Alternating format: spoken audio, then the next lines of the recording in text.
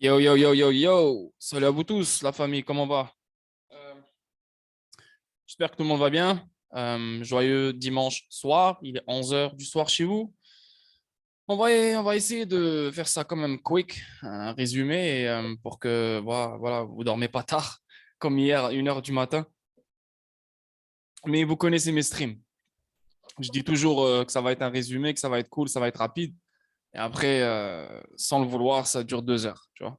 Donc, salut Yoel, encore une fois, salut Géo, salut NKT, les gens d'Igno, Malik, Mitsu, Garcia, Dante, Colblanc, Lakota, Javi. 12 personnes ce soir avec nous. Paris Saint-Germain, l'OM. J'ai pas regardé ce match, mais à ce qui paraît, c'était un match nul. Bah, pas nul, nul, genre 0-0, mais c'était nul, nul, genre nul. I don't know, mais anyway, bref, malgré l'équipe que vous avez, les Parisiens, une équipe de fous, mais ça reste une défense de merde et un milieu, ouais, un milieu qui est quand même bon, mais il pourrait s'améliorer. Mais l'attaque, hey, vous avez un Neymar, c'est le nouveau Ronaldinho, là, le mec qui veut juste danser à la salsa. Trop d'argent, c'est fini, bye bye. Messi, voilà, il a fait ses preuves. Hein. Quelle preuve? En tout cas, le moment où il a quitté Barcelone, c'est plus le Messi qu'on connaît. Hein. Barcelone, il était basé sur lui. Barcelone, elle faisait tout pour lui. Tu vois ce que je veux dire? Donc, c'est pour ça qu'il était le top. Et l'OM, écoute, l'OM, c'est l'OM. Hein. J'ai rien à dire sur elle. Juste, j'ai envie de vous faire chier parce que moi, c'est Hala Madrid.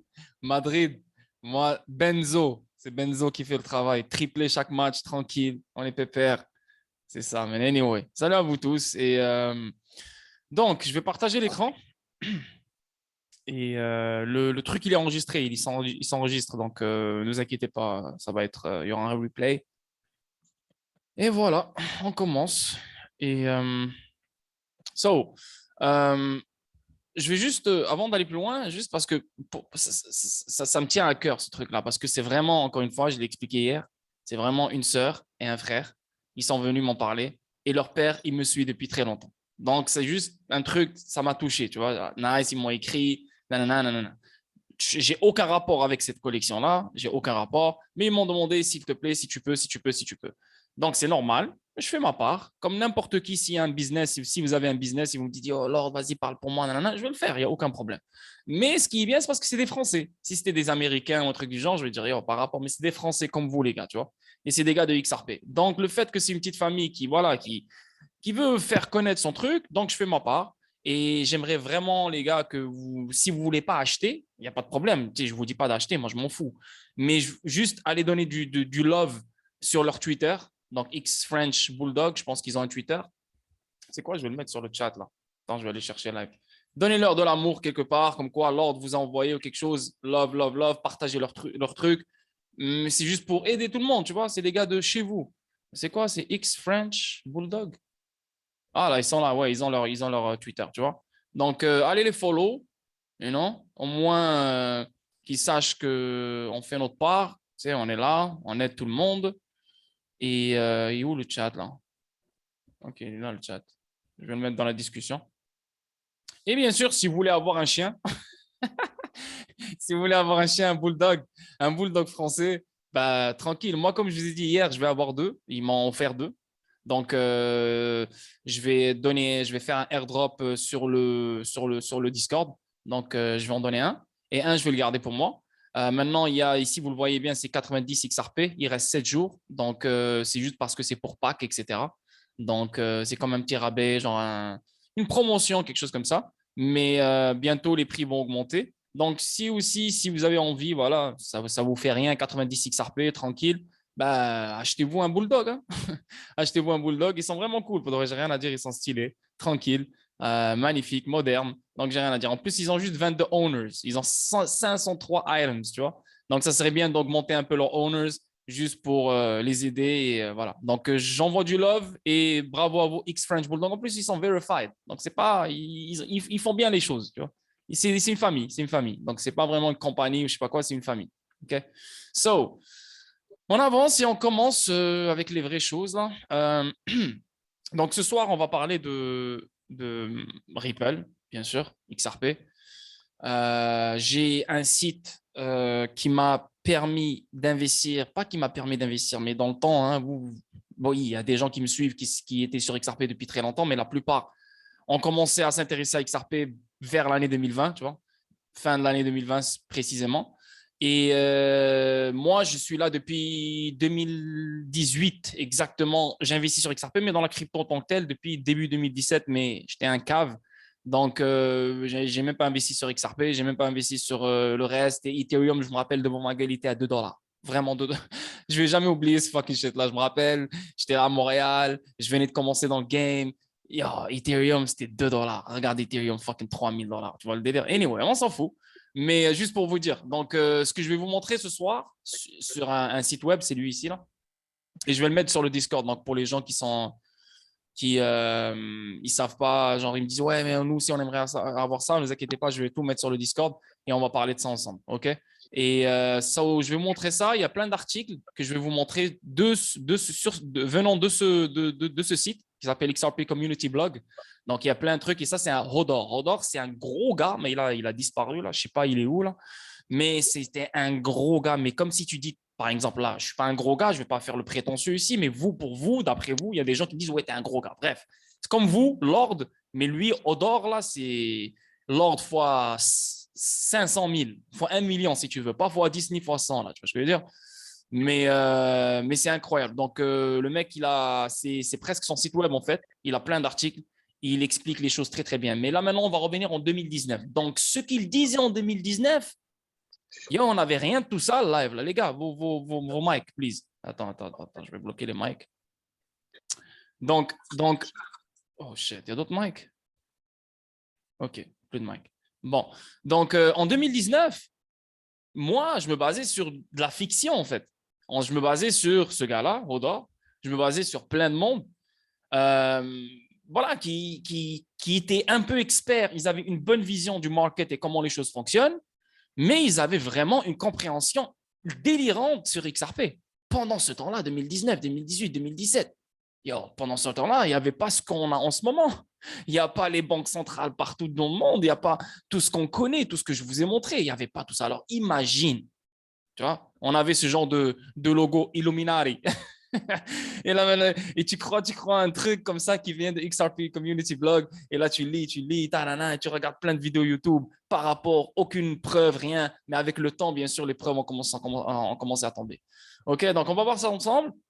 Et je vais vous montrer aussi une vidéo de Brooke and Whistle qui vient de Ripple. Il parle de New Normal in Finance. Donc, n'oubliez pas que c'est un gros gars de Ripple. C'est lui qui est en charge de ODL dans la partie sud-pacifique ouest, non, pas ouest, est en Asie. Donc, c'est lui qui manage ODL là-bas, XRP. Et après, on va voir aussi une vidéo de Janet Yellen qui parle qui parle de vraiment de l'inflation, tout ce qui se passe. C'est vraiment des bons trucs à connaître parce que j'ai remarqué dernièrement, pas dernièrement, mais ça fait un bout, juste des vidéos et des streams sur XRP, sur l'actif. Mais on ne regarde pas des vidéos ensemble qui parlent du overall, qui parlent de la grande image. Qu'est-ce qui se passe vraiment, réellement dans le game, non? Pas juste la crypto, mais c'est quoi leur direction? C'est quoi leur délire, tu vois? Je peux pas... J'aimerais bien le dire juste avec des mots, mais hey, je ne suis pas Janet Yellen, je ne suis pas aux États-Unis, donc je ne peux pas vraiment vous donner la meilleure information sur ça. Donc, c'est pour ça qu'on va regarder une vidéo ensemble. Et je m'en fous si c'est trop long et ça dure jusqu'à 1 h du matin. Moi, j'ai faim et je suis pas grave. Je vais rester devant vous. Je vais la regarder avec vous parce que je ne l'ai pas regardée au complet. C'est aujourd'hui que je suis tombé sur cette vidéo. Donc, j'ai pas eu... voilà, je ne peux pas regarder toutes les vidéos qui existent. Tu vois. Donc, je vais la regarder avec vous. Je vais apprendre avec vous. OK? Sinon, il y a une autre vidéo aussi. Celle-là qui parle de l'inflation, je m'excuse. Celle-là, elle parle du US Treasury, donc Special Address by US Treasury Secretary Janet Yellen. Donc, c'est vraiment, elle s'adresse spécialement à je ne sais pas qui, mais anyway, on va regarder ça. Sinon, ici, ça, c'est l'inflation. Ça, c'est un gars qui est très, très, très, très, très fort. Donc, c'est comme un docteur dans la Stanford University. Et il va nous faire comprendre un peu qu'est-ce qui se passe aussi avec l'inflation, les taux d'intérêt qui augmentent et tout ce bordel, tu vois. Donc, ça va être vraiment une bonne vidéo et beaucoup de monde aimerait bien être dans le Discord de ce soir. Vous avez bien vu que j'ai éliminé le Telegram. Telegram, bye bye, ciao, ciao. Pourquoi je l'ai enlevé? Parce que je pense que j'ai des raisons. Je veux grandir, je veux évoluer. Mais si je reste avec plein de trucs qui sont éparpillés, ça ne fonctionne pas, ça ne marche pas. Ça, c'est le game, c'est comme ça. Donc, tu préfères mettre le focus et la concentration sur une direction. Et la direction, c'est le Discord. Surtout que maintenant, il y a un nouveau Discord avec le Lord Mansion Club. Mais le Lord Mansion Club, ça n'a pas rapport avec le Discord qu'on a en ce moment, le Club des Champions. Lui, c'est juste pour les opportunités, pour la collection, les privilèges, quelque chose comme ça, juste pour parler avec les gens qui ont ce NFT-là. Voilà, c'est juste pour créer une utilité pour la collection NFT. Ça n'a aucun rapport avec ce qui est sur le Club des Champions. Et le Club des Champions sera toujours le même et il va devenir encore plus fou que maintenant. OK? So, et le Telegram, il y a plein de chevreuils, hein, vous l'avez remarqué, plein de chevreuils. C'était bien au début, c'était magnifique, c'était mon premier groupe à vie. Non, mon premier groupe à vie, j'avais un groupe anglophone, mais après, au début, j'étais anglophone. Je me rappelle Enzo, là, il était avec moi. Euh, et après, c'est là que voilà, je vous ai connu, j'ai connu les administrateurs, j'ai connu les capitaines, tanani, tanana. On a créé le groupe Telegram français et boum, c'est là que la chaîne YouTube a sorti, tanana, elle est sortie, etc. Bref, c'était le début de plein de monde, mais chaque chose, elle a une fin. Tu vois ce que je veux dire? Et bientôt, ma chaîne YouTube ne va plus exister, les vidéos vont rester là. Je ne vais pas l'effacer, là, bien sûr, la supprimer, je vais garder les trucs. Je vais garder Twitch, mais les streams, les vidéos statiques, ça ne sert plus à rien parce que même les nouveaux, je ne pourrai plus les aider. Les nouveaux, ils doivent tomber ou ils doivent trouver quelqu'un qui est tellement chaud. Moi, cette folie, elle est partie. Tu vois ce que je veux dire? Au début, c'est bon. Là, je vous ai vous m'avez suivi, des gens me suivent. That's it, je suis bien avec les gens avec qui je suis. S'il y a des nouveaux, il n'y a pas de problème, on va bien les accueillir, etc. Mais les gens qui sont avec moi en live, je préfère rester avec eux, grandir avec eux et continuer avec eux. Il y aura même une limite dans le Discord, 400 personnes maximum. Donc là, maintenant, on est quoi? 265, si je ne me trompe pas, sur Patreon. Je ne connais pas le nombre exact. Mais voilà, il reste quoi? 130 personnes, 140 personnes? Anyway, fini. 400 personnes, tranquille, on garde ça propre, good, et on continue. Il y aura beaucoup plus de capitaines et d'administrateurs qui vont s'ajouter. Les anciens vont toujours rester les anciens. Personne ne pourra changer ça. Mais il y aura d'autres modérateurs. Je parle de capitaine, je ne parle pas de capitaine, mais modérateurs, plus de modérateurs pour voilà, gérer plus le groupe et que ça soit plus propre, etc. Et je vais même augmenter le niveau du serveur pour qu'on puisse upload des plus grandes vidéos, etc. Donc, je vais investir dessus. Bref, donc c'est juste pour vous donner un résumé sur tout ce qui se passe. OK? Donc, ça, c'est la vidéo qu'on va regarder. Ça, c'est très intéressant sur l'inflation. Je ne l'ai même pas encore regardé. Oui, elle dure 1 heure. L'autre, elle dure 1 heure. L'autre, je sais, ça va durer longtemps. Mais si ça va durer longtemps et on sent que la fatigue commence, et voilà, moi, je m'en fous. Hein, je peux les jouer. Après, vous regardez la vidéo après, hein, quand vous avez le temps, demain, après-demain, etc. OK? Elle, ben voilà, hein, beaucoup de monde qui me suit, qui sont dans le Discord, parle de Michael Barr. Et là, c'est une vidéo maintenant qui vient de sortir le 14 avril 2022. On voit Michael Barr avec plein de sénateurs. Donc, on voit le sénateur Chris Coons, on voit un autre sénateur. Attends, c'est lui ici, on va le voir là. Voilà, sénateur Anthony Blinken, et on le voit Michael Barr ici, là, tu vois. Donc, dans Ford School of Public Policy. Donc, maintenant, ce qu'on est en train de voir ici, c'est que oui, c'est un gars de Ripple, mais n'oubliez pas que c'est un gars qui touche plein de sphères. C'est pas juste le gars, il est là, il travaille pour les paiements. Il est parti chez la Réserve fédérale pour les paiements. Oui, il est parti chez la Réserve fédérale pour être le chef des opérations pour plein de choses, tu vois. Mais il faut comprendre qu'il n'y a pas juste lui. Il y a Jess Chang, ce que je vous ai montré hier. Il y a, putain, j'oublie les noms. Bref, il y a tellement de monde, tu vois, qui sont connectés à la Réserve fédérale, ou bien ils travaillent pour la Réserve fédérale, ou bien ce sont des avocats pour la Réserve fédérale qui sont passés par Ripple, tu vois. Donc, ce n'est peut-être que c'est lui, hein. Écoute, je n'ai pas une boule de cristal, peut-être que je me trompe, mais j'ai ma logique, j'ai mon opinion, j'ai ma vision des choses.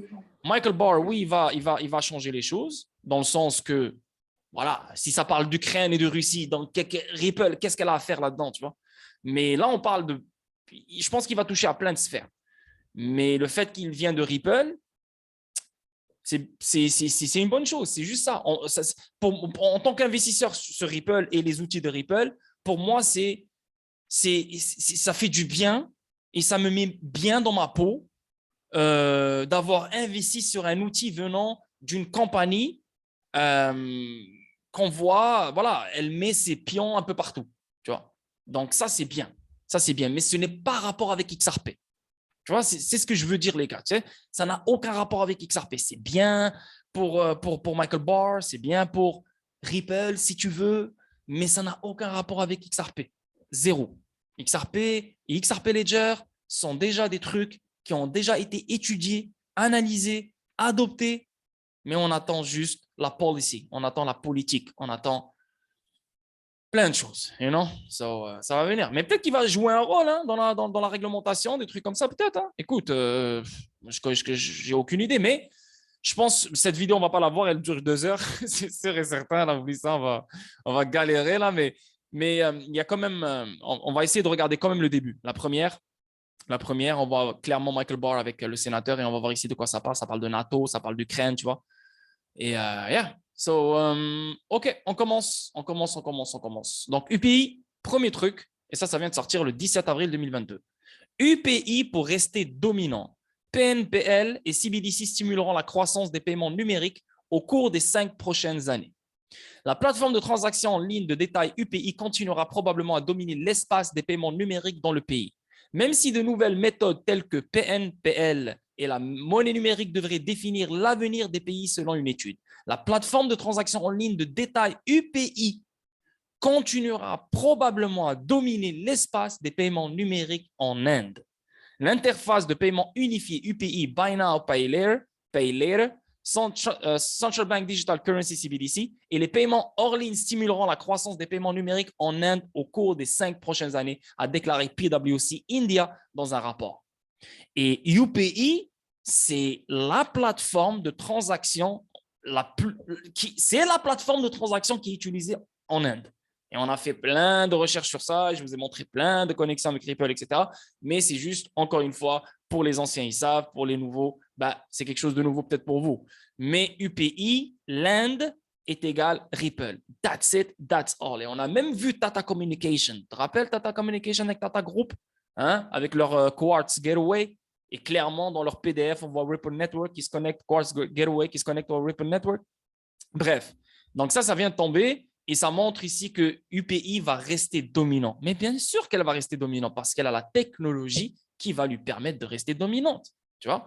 Donc, le marché indien des paiements numériques a connu une croissance régulière à un TCAC de 23% et devrait atteindre 21 700 crores. Quoi? C'est la première fois que j'entends ce terme. Crores de transactions au cours de l'exercice 26 contre 5 900 crores au cours de l'exercice 22. What the fuck? Pour de vrai, là, juste donnez-moi des chiffres normaux, la bande de chiens. Là. Attends. Des partenariats avec d'autres pays d'Asie pour permettre des transactions faibles, valeur à des envois de fonds transfrontaliers via UPI contribueront à cette croissance. Buy Now, Pay Later, qui est actuellement estimé à… What the fuck? C'est quoi ce truc-là, man? Ah, en tout cas, bref.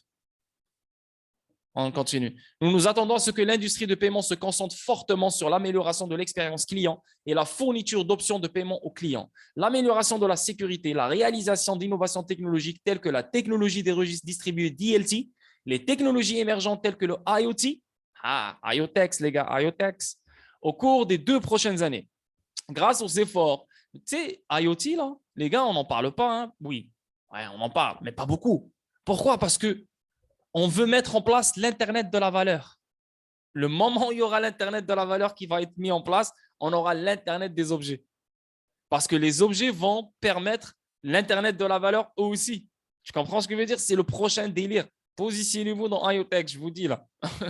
Grâce aux efforts et aux initiatives d'acteurs clés tels que les régulateurs, les banques, les sociétés de paiement fintech, les réseaux de cartes et les fournisseurs de services, le secteur va connaître une croissance phénoménale dans les années à venir. Bien sûr, mais bien sûr, si toi tu es excité parce que tu veux acheter ta Lambo d'ici l'été ou tu veux frimer avec je sais pas quoi, ta Rolex ou je sais pas quoi, les gars, les années à venir, c'est inévitable. C'est les milliards, les trilliards. C'est jackpot, là, les gars. Présentons un aperçu des tendances qui contribueront à la croissance de l'industrie des paiements numériques en Inde. Le rapport indique que les produits existants et les cas d'utilisation émergents tels que UPI, Fastag, le transit NCMC et les cartes continueront de faire des percées et de gagner une part de portefeuille supplémentaire. Des clients indiens, ces méthodes continueront de stimuler la croissance du nombre d'adoptions et de transactions, indique le rapport. Donc, je ne vais pas tout lire, mais UPI, vous connaissez le game, c'est Ripple. OK? Ici, on avance.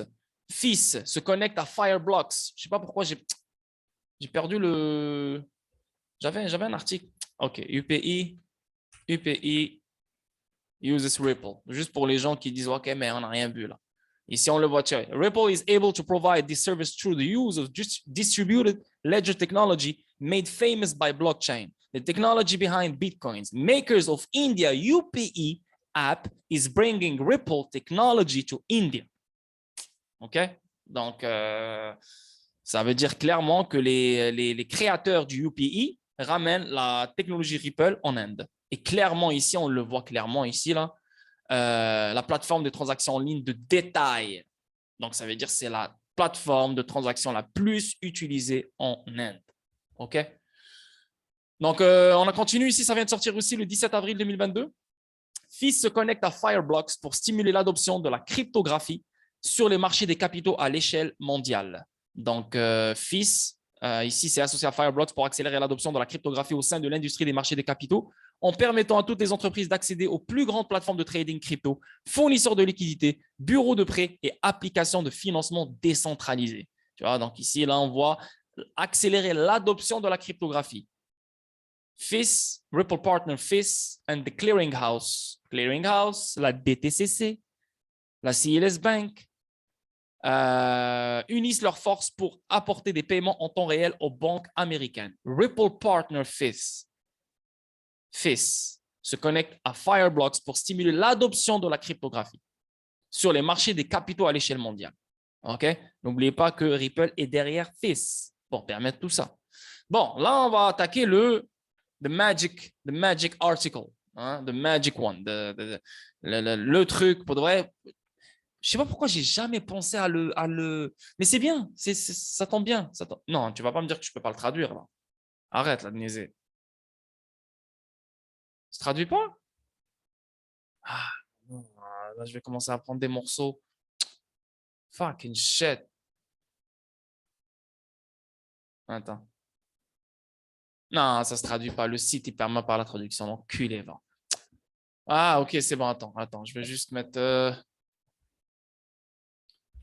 ça, DeepL, pas le choix. Désolé les gars pour le petit retard. Ça va prendre un peu plus de temps, mais si on fait ça comme ça. Ok, on s'arrête ici. Courrier. Tac.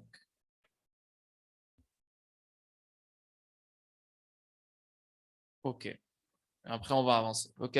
Donc, comme j'ai dit au début, Odor, c'est un gros gars, vraiment. Je ne sais pas s'il est sur Twitter encore. Je vais le voir. Attends, Odor. Il a encore son Twitter. Ouais, il est là. Il a encore son Twitter, mais il n'est plus actif, tu vois. Le 12 janvier. Dernier truc, c'était le 12 janvier. Et il est plus actif sur Gab. Je suis sûr qu'il est actif sur Gab, ce gars-là. Gab, c'est comme si tu dis c'est le nouveau Twitter, mais il est beaucoup plus décentralisé, tu vois. Tranquille, il n'y a pas de…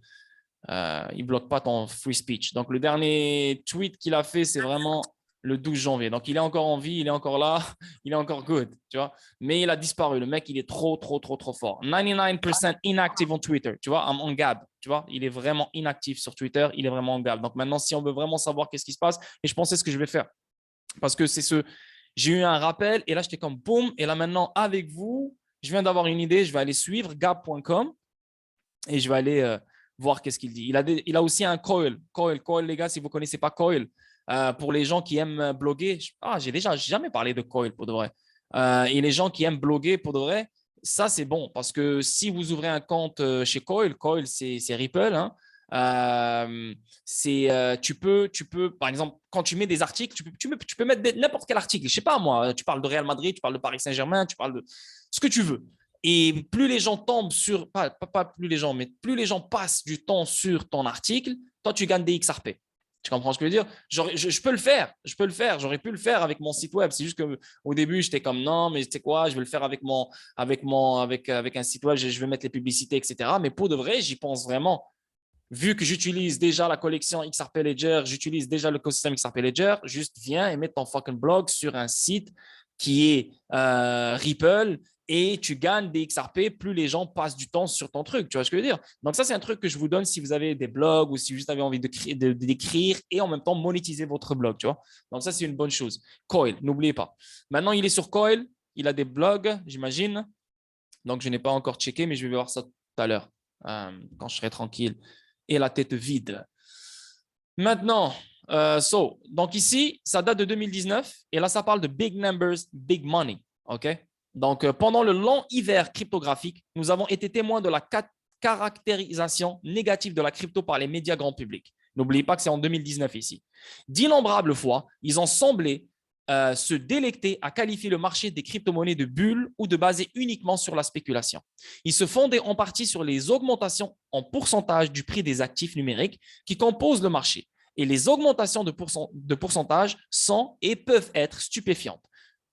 Dans la crypto.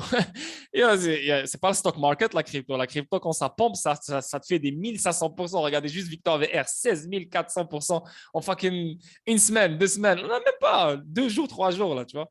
Donc, et eux, dans ce temps-là, en 2019, c'était une bulle.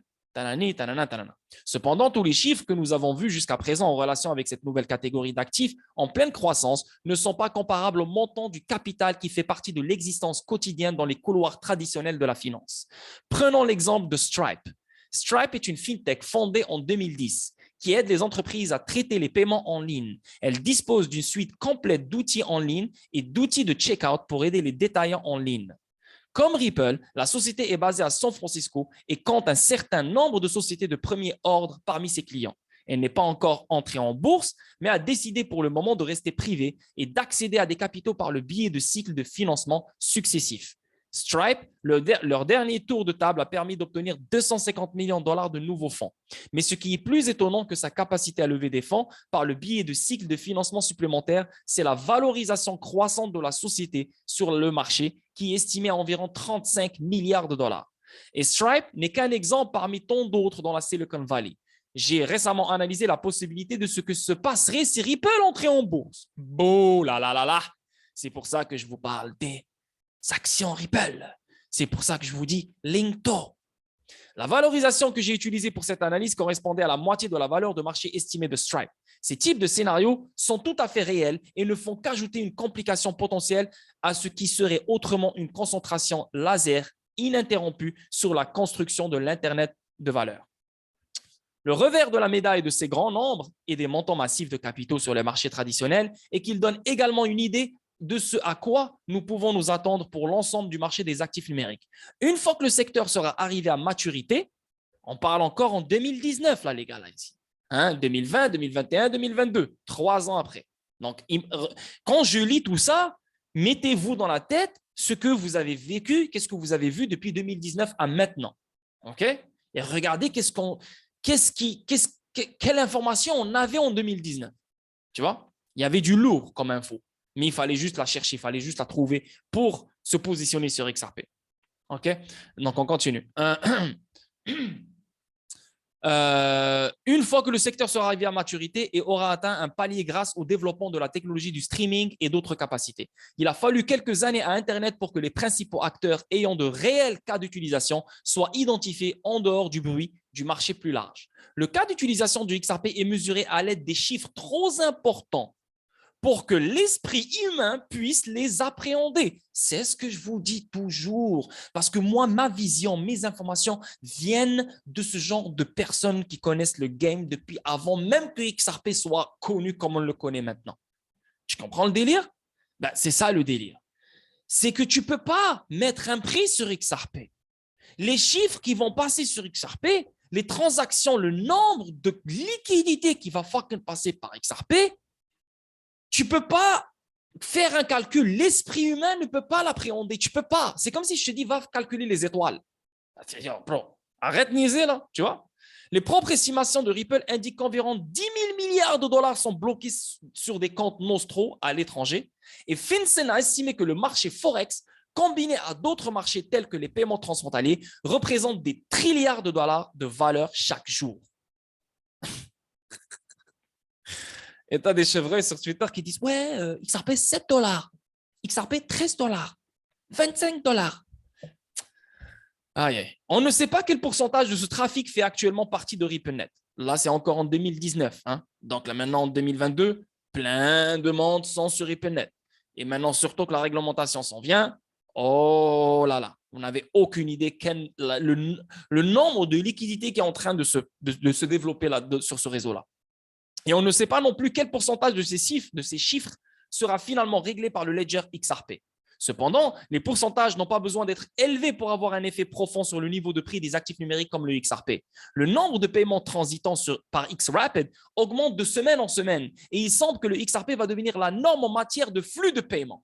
Coil ayant récemment annoncé avoir traité plus de 10 milliards de paiements à l'aide d'une technologie standard.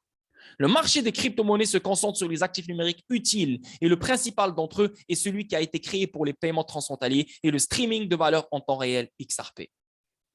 Actualité générale sur les crypto-monnaies. Le 20 septembre, un certain nombre de médias grand public ont rapporté que le CME Group prévoyait d'étendre ses offres pour inclure des options sur ses contrats à terme sur le Bitcoin. Cette décision augmentera le nombre de moyens par lesquels les investisseurs traditionnels peuvent accéder à des rendements basés sur le marché des crypto-monnaies. Donc, on va continuer.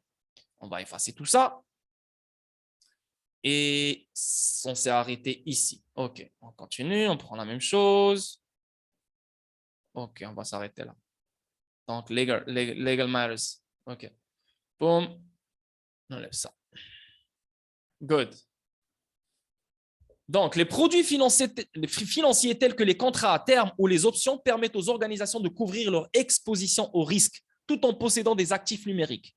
Plus ces produits sont disponibles sur une base concurrentielle, plus les entreprises conservatrices telles que les banques peuvent gérer efficacement le risque tout en détenant ces actifs. Cette stratégie, détenir un actif volatile, puis couvrir le risque en pariant contre lui, est un moyen fréquent de minimiser l'exposition financière. En outre, de nouveaux produits financiers tels que les options et les contrats à terme permettent à n'importe quel opérateur de les acheter et de prendre des positions calculées, longues ou courtes, les futures, ce qui accroît la liquidité de l'ensemble du marché des crypto-monnaies. Bien que ces développements puissent sembler opaques pour certains propriétaires de crypto-monnaies, il s'agit d'une indication collective de la façon dont la crypto-monnaie devient plus connectée à des sources importantes de liquidité et de finances. Un autre développement majeur prévu pour septembre est l'introduction des contrats à terme Bitcoin physiquement livrés par Bakkt. Et Bakkt, si vous ne connaissez pas Bakkt, c'est comme si tu dis Fidelity. Fidelity, je pense que vous connaissez c'est quoi Fidelity. C'est une grande agence, entreprise de trading, de contrats à terme, d'options, de tout ce bordel. C'est huge, très huge. Les débuts de Bakkt sont prévus pour le 23 septembre. Ça, je me rappelle encore, comme si c'était hier. C'était comme dans ce temps-là, c'était yo, waouh, fou, ouais, ça va partir, ça. Je ne sais pas si c'est parti ou pas, mais c'était en 2018, je pense. Non, ça c'était en 2019. Ouais, c'était en 2019. Anyway, je ne me rappelle plus. Nouvelle de Ripple. Le site web de l'entreprise Ripple a subi un changement de design la semaine dernière. Donc là, maintenant, oui, ça parle des nouvelles de 2019. On ne va pas commencer à parler de tout ça. Mais là, on voit ici Interbank. Mais on va lire qu'est-ce qu'il dit, lui. Tu vois.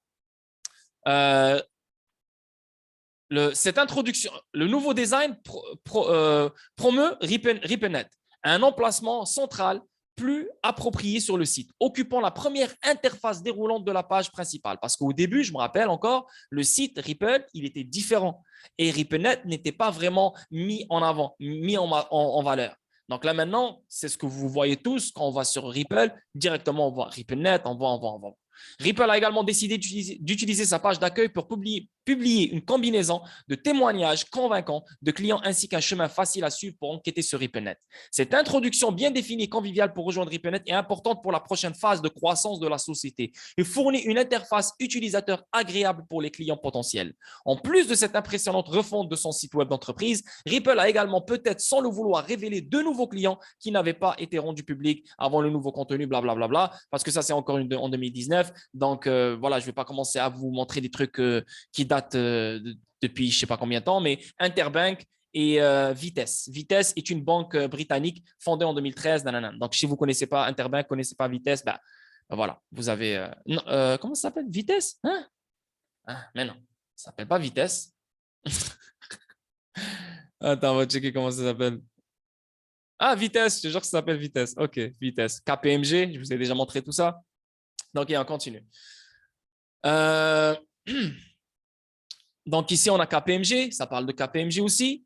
Et on va continuer ici. Attendez, je vais juste effacer ça. Attends, ouais. L'avenir des paiements chez KPMG. KPMG est l'un des 4 grands cabinets de conseil. On a Deloitte aussi, qui est Ripple, dans le cadre de sa proposition, et même PwC, qui est Ripple, dans le cadre de sa proposition de la valeur. Pour les clients haut de gamme. Le partenariat mène des recherches sectorielles dans les domaines de la haute technologie de la fintech pour aider à informer leurs clients et les nouvelles technologies. La société a récemment réalisé une série d'entretiens avec des personnes influentes dans le domaine des technologies financières et des paiements et a diffusé des vidéos sur son site web. Ça, on l'a déjà vu. On a des professionnels de PayPal. Vous vous rappelez de PayPal Mafia, hein? PayPal Mafia, Peter Thiel, Movg, la plus grande banque à ce qui paraît, mais elle est japonaise. Mastercard et Ripple ont participé aux interviews. Marcus Tricher présentant en 2 minutes comment Ripple peut aider les organisations, blablabla. Donc, tout ça, c'est en 2019. Ici, ça parle de… je ne sais pas pourquoi ici, ça n'a pas été traduit. Ça n'a pas été traduit. Mais anyway, on va le voir ici comme ça. The world has a very big liquidity problem today. Donc, le monde, c'est ce que je vous dis toujours, il a vraiment un problème de liquidité aujourd'hui. What's happening is that companies and banks have to maintain trillions of dollars in overseas assets. Donc, ça veut dire que les compagnies et les banques doivent maintenir des trillions de dollars dans des actifs, plein d'actifs, comme les dérivés ou bien des devises, des comptes remplis de devises fiduciaires, donc les comptes nostro-vostro, sans parler des dérivés. Donc, des actifs comme les assurances hypothécaires de toutes les juridictions du monde. Comme je vous expliquais dans la DTCC, elle touche le monde entier. OK? Around the world to fund these very slow moving. Tu vois? Slow moving. Donc, même avec ces trillions-là qui sont maintenus, qui sont trapped, qui sont piégés, ça, c'est quand même un mouvement qui est très slow. High value, quite low volume payments that are moving around day to day. Donc, on a beaucoup des gros, on n'a pas beaucoup, on a des gros montants high value, tu vois, high value, truc de ouf, mais on a un low volume qui bouge de jour en jour, chaque jour, tu vois. Donc maintenant, ce qu'ils veulent faire, c'est que ces gros mouvements, ces gros montants, je veux dire, ces gros paiements high value doivent être…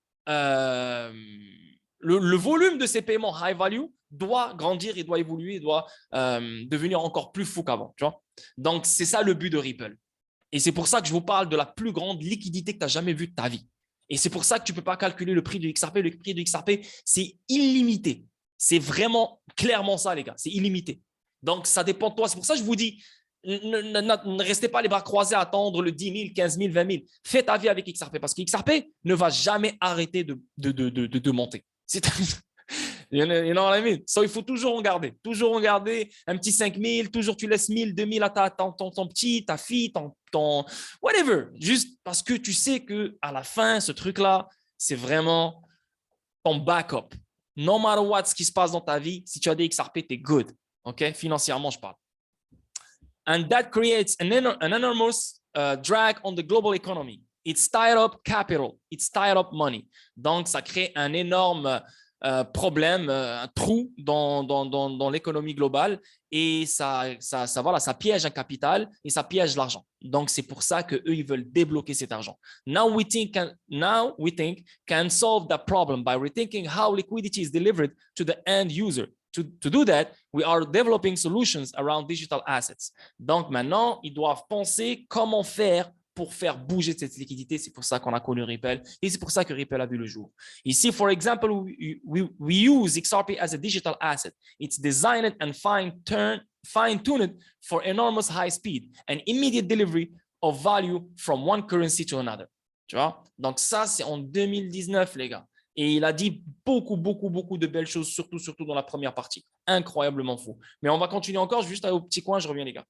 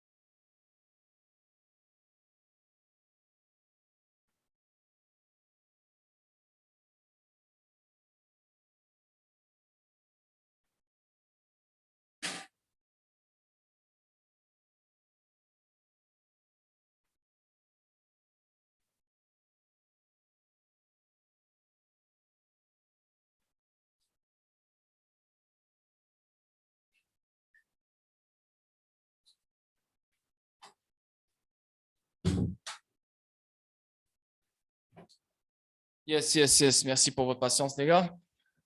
Donc, yeah, écoute, on va pas le lire au complet mais je vais vous mettre le site sur le Discord, donc vous pouvez le lire tranquille parce qu'il y a plein de trucs. Mais c'est bien de revenir en arrière. C'est bien de revenir en arrière parce que vous, maintenant, vous regardez que ce qui est nouveau. Et plus tu absorbes le nouveau, plus il y a trop de choses qui sortent, mais en fait, tu ne comprends pas c'est quoi le vrai squelette de la chose. Là, you know? Mais si tu reviens en arrière un peu et tu écoutes les bonnes sources, ou tu lis les bonnes sources, tu vas dire, OK, là, je comprends. Parce que là, maintenant, tu vas connecter ce que tu as connu. Maintenant, là, tu vas dire, OK, OK, là, je vois. Tu vois, tu ne pourras plus vraiment voir autre chose. You know? On avance ici et il y a un autre article que je vais vous montrer encore de lui. On va juste Odor. Et c'est laquelle? Ouais, voilà, c'est celui-là. Yes. Et je vais le. Ah non, ça ne se traduit pas, j'ai oublié ma bad, les gars. Ok, je vais prendre la première partie. Deeple. Sorry, guys. Sorry. Des choses comme ça arrive. Moi, je pensais que j'étais sûr qu'il se traduisait là. Waouh, tellement long. On va prendre un autre truc. On va s'arrêter ici. OK.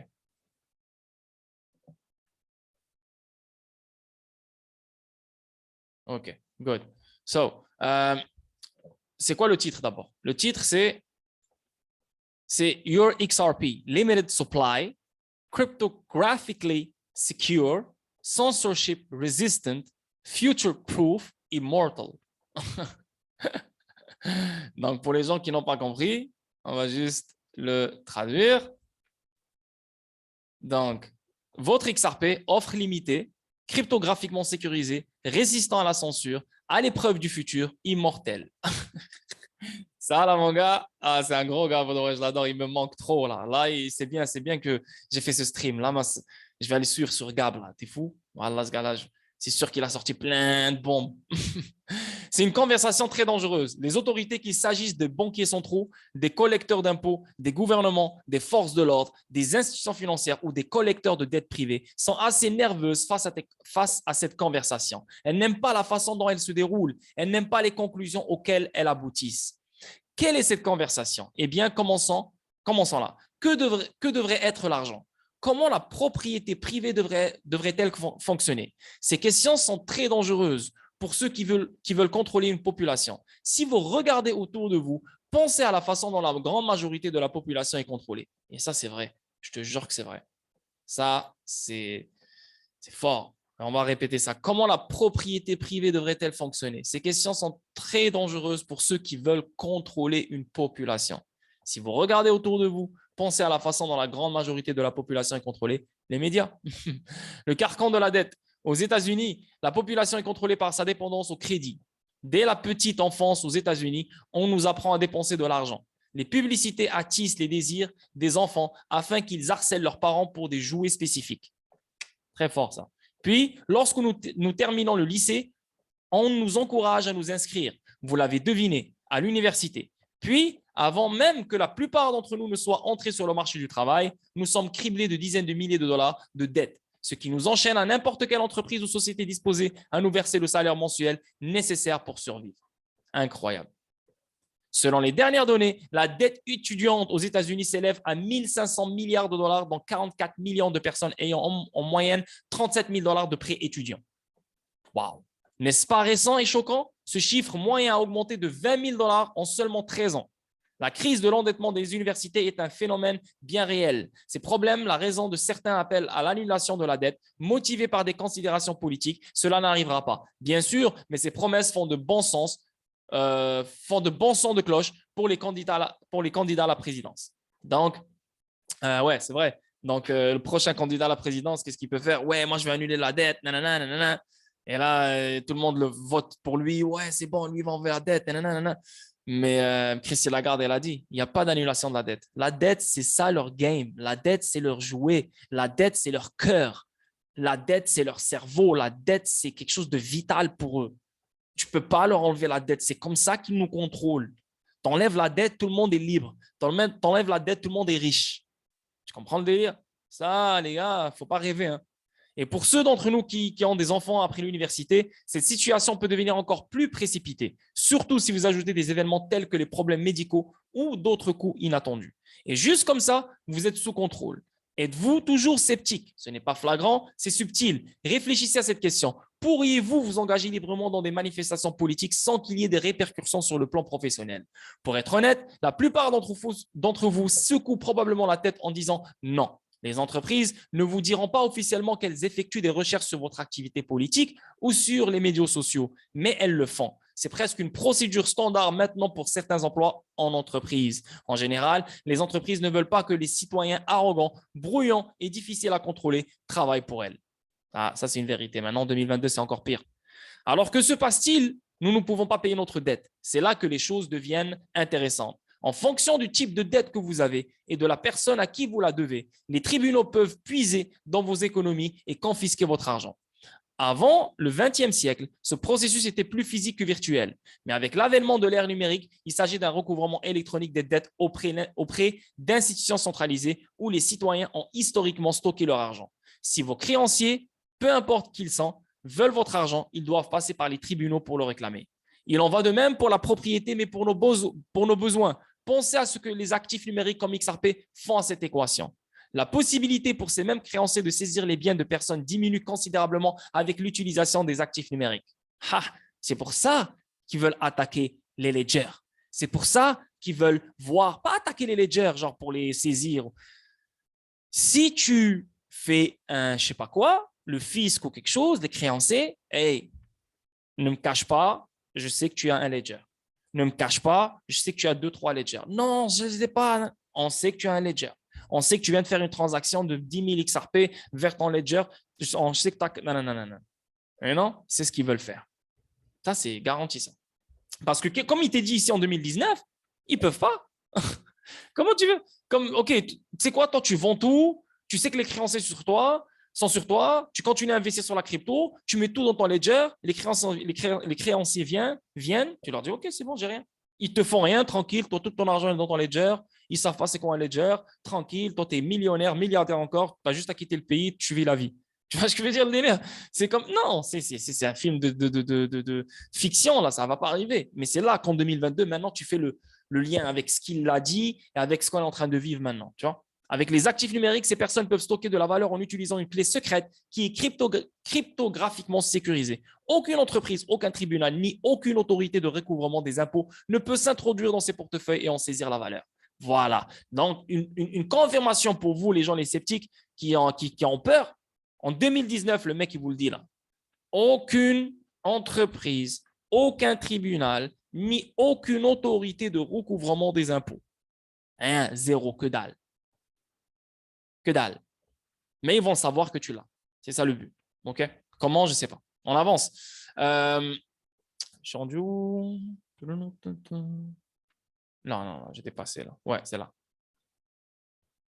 OK, on va s'arrêter. Non, on va continuer un peu plus. On va s'arrêter là. Consumer tipping point. OK. Il y a combien de personnes avec nous? 20 personnes. Salut à vous tous, la famille. Adelboy, salut. Bob l'éponge, Col Blanc, Dante. Est-ce que ça va? Est-ce que vous me suivez, les gars, ou pas? Dites-moi dans le chat. What's up? Come on. T'écoutes? OK, Mitsu. Écoute bien, Mitsu. Parfait, Yoel. Merci, Yoel. Ce n'est même pas techniquement possible. Ici, ces mêmes institutions peuvent certainement restreindre les échanges centralisés. C'est à peu près tout ce qu'elles peuvent faire si leurs citoyens décident en masse que les actifs numériques seront leur méthode préférée de stockage de la valeur. C'est ce qu'on voit avec Gary Gensler. C'est ce qu'il veut faire. Il veut attaquer les plateformes d'échange. Le mec, en 2019, il était en avance. En 2019, on savait tout ça. Comme quoi, la seule façon d'attaquer ce game et d'empêcher les gens d'investir et voilà, pour qu'ils gardent le contrôle, c'est attaquer les plateformes d'échange centralisées. Donc, ça c'est fort ça. Donc, décide. Ces créanciers doivent maintenant négocier avec les personnes qui supervisent. Il s'agit d'un transfert massif de pouvoir des organisations vers les individus. C'est pour ça que avant que les choses explosent, ils sont en train de mettre en place des règles et des choses incroyablement folles parce qu'ils savent, ils ont peur. Ils ont peur en même temps. Peut-être qu'ils ont fait une erreur ou pas, mais ils ont compris que ce truc-là prend tellement de l'ampleur, mais si on ne le réglemente pas de la bonne façon, mais d'une façon dure et radicale, ces gens-là perdent le pouvoir, mais totalement là. C'est incroyable, tu vois. Parce que plus on avance dans la vie, plus il y aura des millionnaires, plus il y aura des milliardaires, plus il y aura des trillionnaires. Ça, c'est en plus, c'est dans notre prophétie aussi, là, chez les musulmans aussi, dans l'islam, c'est un des signes de la fin du monde. Comme quoi, plus on avance, plus les millionnaires, les milliardaires, les trillionnaires vont s'amplifier. Et c'est pour ça qu'eux, ils s'apprêtent vers le 2030, même avant 2030, you will own nothing and you will be happy. Tu vas rien posséder, mais tu vas être content. OK. Non, ils savent. Donc, ils doivent démonter, ils doivent. Et non, je ne sais pas comment ils vont faire, mais I don't know. C'est vraiment un gros point d'interrogation jusqu'à date là. Mais ça s'en vient. À l'épreuve du futur, la crypto sera-t-elle toujours là? Il est difficile de le savoir. Certaines franchises de science-fiction populaires comme Star Trek prévoient que l'économie sera si avancée à l'avenir que les gens cesseront de se battre pour des ressources rares et se concentreront plutôt sur la façon dont ils veulent contribuer à la civilisation à leur manière. C'est une vision inspirante, bien que quelque peu utopique de ce que devrait être la société. Personnellement, je pense qu'il faudra toujours un moyen de motiver, de récompenser les individus par des moyens monétaires. Je pense également qu'il sera toujours nécessaire que les gens puissent choisir leur propre monnaie s'ils le souhaitent. Beaucoup d'entre nous choisissent actuellement d'acheter des métaux précieux. Ce besoin de choisir se poursuivra dans un avenir prévisible. Pour que le XRP, un actif numérique décentralisé, soit vraiment à l'épreuve du temps, la communauté devra se mettre d'accord sur les améliorations à apporter au protocole lui-même. Qu'il s'agisse de changements inspirés de Cobalt, et il y a des chiens qui me disent que Cobalt n'existe plus. Et tu les vois même sur Twitter, un gars de chez Ripple, c'est un gros là. Et tu vois comment Ripple, c'est une bonne compagnie, j'ai rien à dire, ils font la job. Mais c'est des enculés. C'est des enculés. Parce qu'ils savent tellement qu'on a décortiqué leur game et on connaît tellement de shit que ils doivent nier des choses sur Twitter. Et il y a une fois, là, ils ont nié, ouais, Cobalt, non, c'est bon, on l'a mis de côté, il y a nothing such as Cobalt, blablabla. Yo, Cobalt, c'est l'arme ultime pour que XRP, il n'y a rien qui le nique. Parce qu'il y a des chevreuils, encore une fois, qu'est-ce qu'ils disent? Ouais, mais XDC, c'est 2 secondes, XRP, c'est 4 secondes, donc on peut le faire avec XDC. Yo, Cobalt, quand Cobalt va venir, tu sais c'est quoi, 1 seconde? 1. C'est fini, tu as reçu ton paiement. Genre, et on parle de trillions et de trillions et de trillions de transactions. On ne parle pas de 1500 transactions qu'on a maintenant, ou 1500 ou 15 000 transactions, 10 000 transactions de Visa, ou je ne sais pas quoi. On parle des transactions illimitées par seconde qui peuvent passer par seconde. C'est ça le but. C'est pour ça que je vous dis c'est illimité. We don't know. Je ne peux pas vous dire. Et Cobalt, c'est une arme comme Codius. Mais Cobalt, elle est là pour améliorer la vitesse et la puissance du XRP.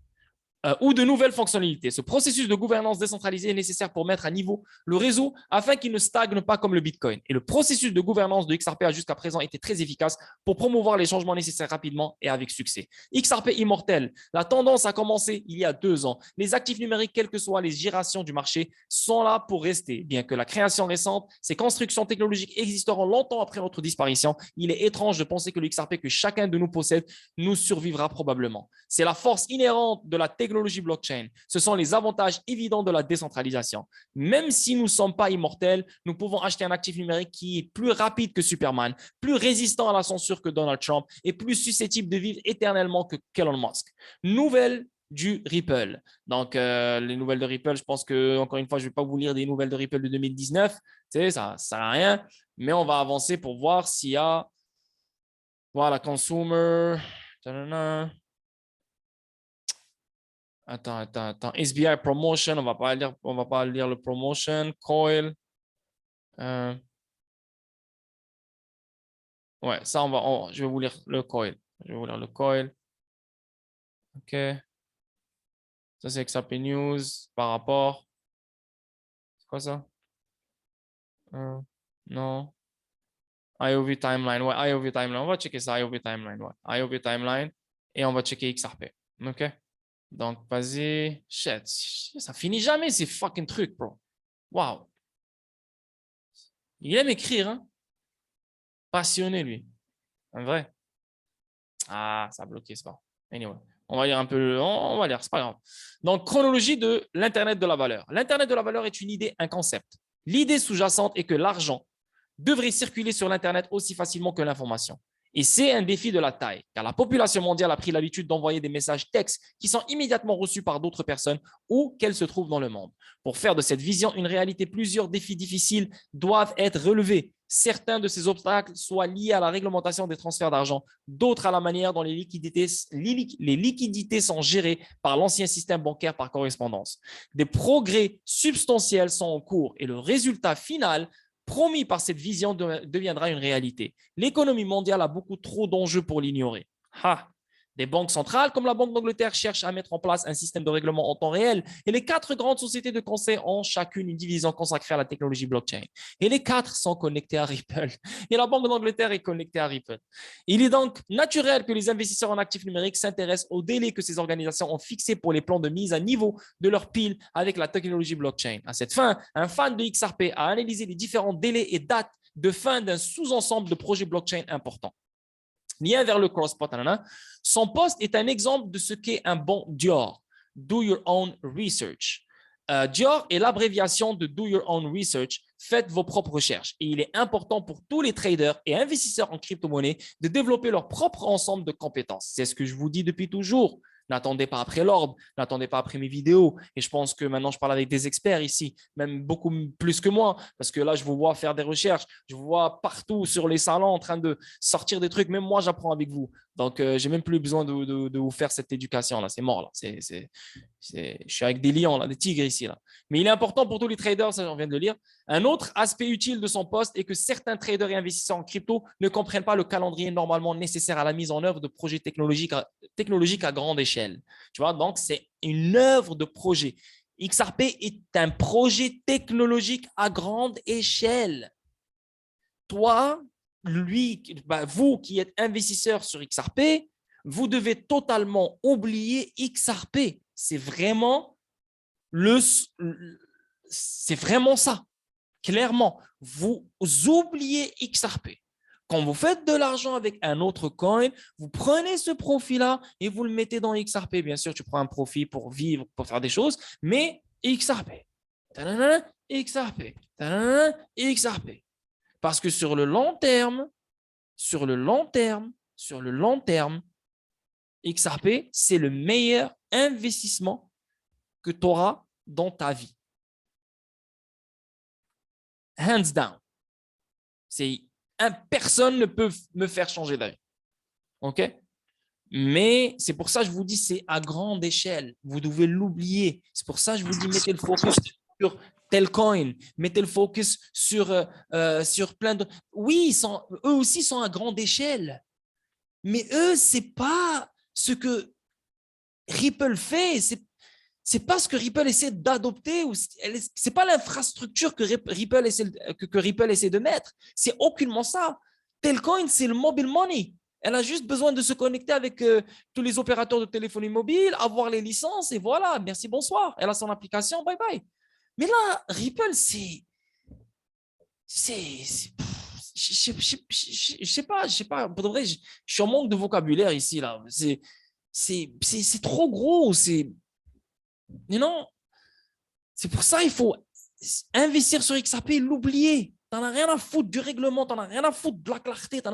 Bon, tu t'en fous, toi. Tu t'en fous. Avril, fin mai, fin juin.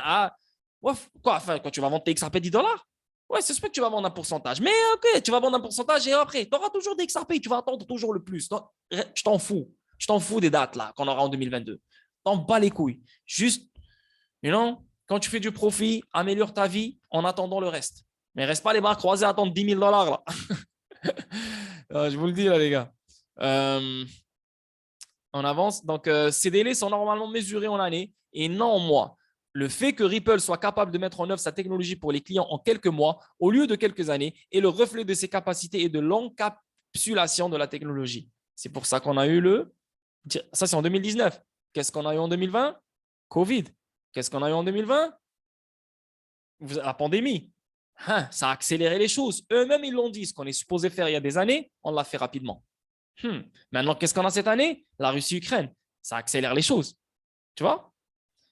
Mon propre point de vue sur les recherches est qu'il n'y a pas de date ou d'année que nous pouvons utiliser pour déterminer quand l'Internet de la valeur sera achevé. Tu vois, les gens, vous devez arrêter de me dire, lors de ce que tu vois, à quel prix tu vois ça. C'est pour de vrai, c'est juste pour vous faire plaisir, mais après, c'est moi qui passe pour un con. Après, quand ça ne marche pas, tu peux me demander le prix sur tel coin, le prix sur Dent, le prix. Parce que eux, c'est des choses que tu peux gérer, pas gérer, tu peux prédire un peu, tu peux avoir ce petit pouvoir-là, tu vois. Mais XRP, c'est impossible. Mais c'est impossible de donner une date, l'Internet de la valeur, XRP, quand tout va être utilisé, quand tout va être…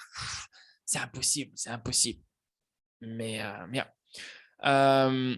je pense qu'il s'agira d'un processus continu plutôt que des délais discrets. Ouais, c'est un processus continu. Ça ne va jamais s'arrêter.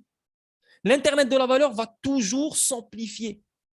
Il va s'amplifier quand il y aura l'Internet des objets. Il va s'amplifier quand il y aura Internet de je ne sais pas quoi d'autre. Il ne va jamais arrêter. Et plus il y a des humains qui s'ajoutent sur cette terre, plus les chiffres vont augmenter, plus les nombres vont augmenter, plus les règlements vont augmenter, plus les paiements transfrontaliers vont augmenter, et plus. C'est non-stop. Non-stop, les gars. Et en plus de ça, n'oubliez pas que ce n'est pas la dernière pandémie. Hein. Je veux dire, la première et la dernière. Non. Il y a d'autres pandémies qui vont venir là. D'autres pandémies qui vont venir et d'autres pandémies qui vont imposer la métaverse et d'autres pandémies qui vont imposer un lifestyle totalement lockdown chez toi, métaverse, digital, numérique. Tu deviens un robot, ça reste Robocop. Crois-moi, quand on va arriver à… J'espère que je ne serai pas vivant là, quand on va arriver à ce fucking chat-là, parce que si c'est comme ça, c'est fini, juste tue-moi là. Mets-moi dans le cercueil, je préfère. Mais si on arrive à ça là, est-ce que tu réalises combien de chiffres et de transactions et de micro-payments vont avoir lieu every day, every second, every ça? Les gars, man, c'est ce qui est wack, c'est que… Pas ce qui est wack, moi je suis jeune. Ouais, on peut mourir à n'importe quel moment, hein, c'est pas parce que je suis jeune, mais je veux dire, c'est que on est les pionniers. Ça reste qu'on est les pionniers, que tu sois vieux ou jeune. Tu vois, on est les pionniers. Ce truc-là, tu vois, nous, on va mourir, tu sais, il va nous fucking enterrer le truc qu'il n'a même pas encore connu, son plus fou potentiel. Comme je ne sais même pas qu'est-ce qu'il y aura là, quel genre de prix ils vont voir XRP dans les années 2100, 2075, 2080, 90. Yo. Je te jure, man, oublie ça. Là. Si je dis cela, c'est parce que l'évolution des entreprises, des services, des applications et des services bancaires est en cours depuis un certain temps déjà et que certaines organisations concernées sont peut-être déjà bien avancées sur cette voie. Mais les délais envisagés dans son article sont également importants car ils indiquent que certaines organisations seront inévitablement à la traîne, tout comme certaines entreprises et organisations traditionnelles ont été lentes à développer une présence sur Internet au début des années 2000. Que vous soyez d'accord ou non avec certaines de ces conclusions, l'article contient une quantité impressionnante de recherches personnelles et vous pourriez le trouver éclairant. OK Swap.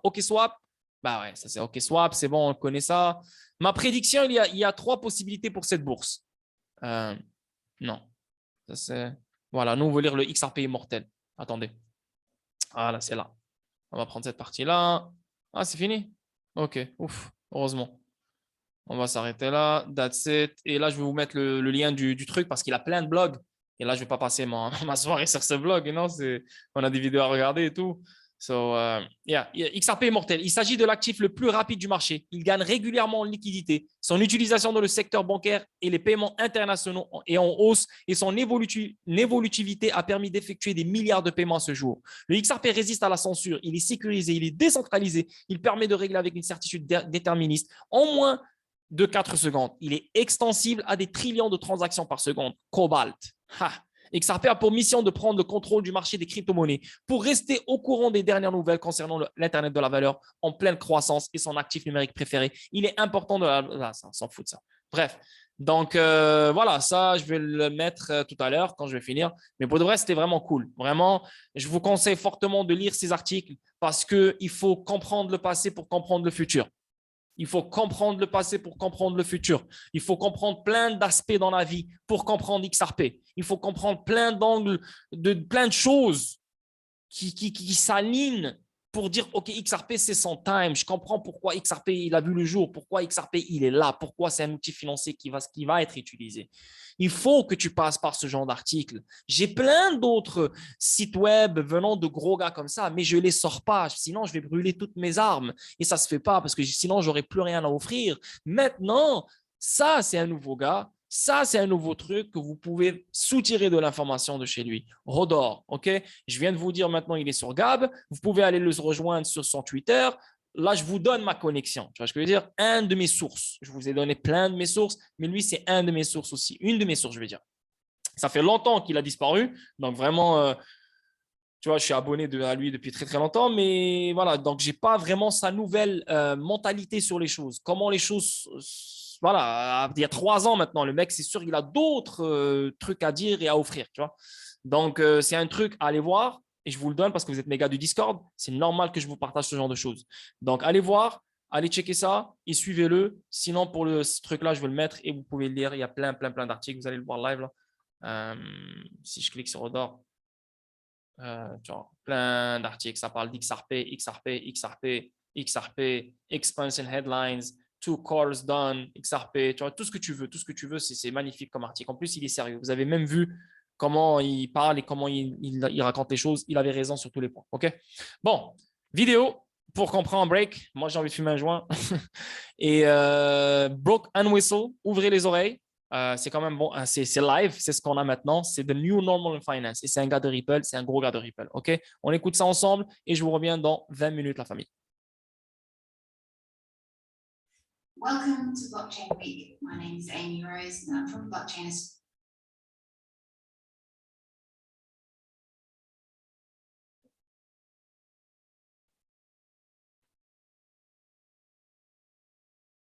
Welcome to Blockchain Week. My name is Amy Rose and I'm from Blockchain Australia.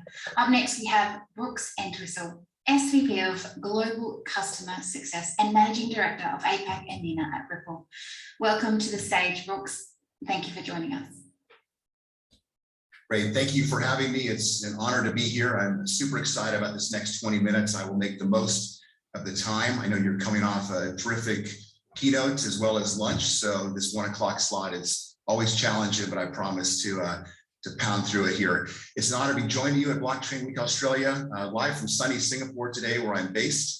But over my 30 years of working and living in this dynamic region, I've had the opportunity to spend a bunch of time in Australia building financial services and technology businesses, and look forward to meeting many of you in person very soon.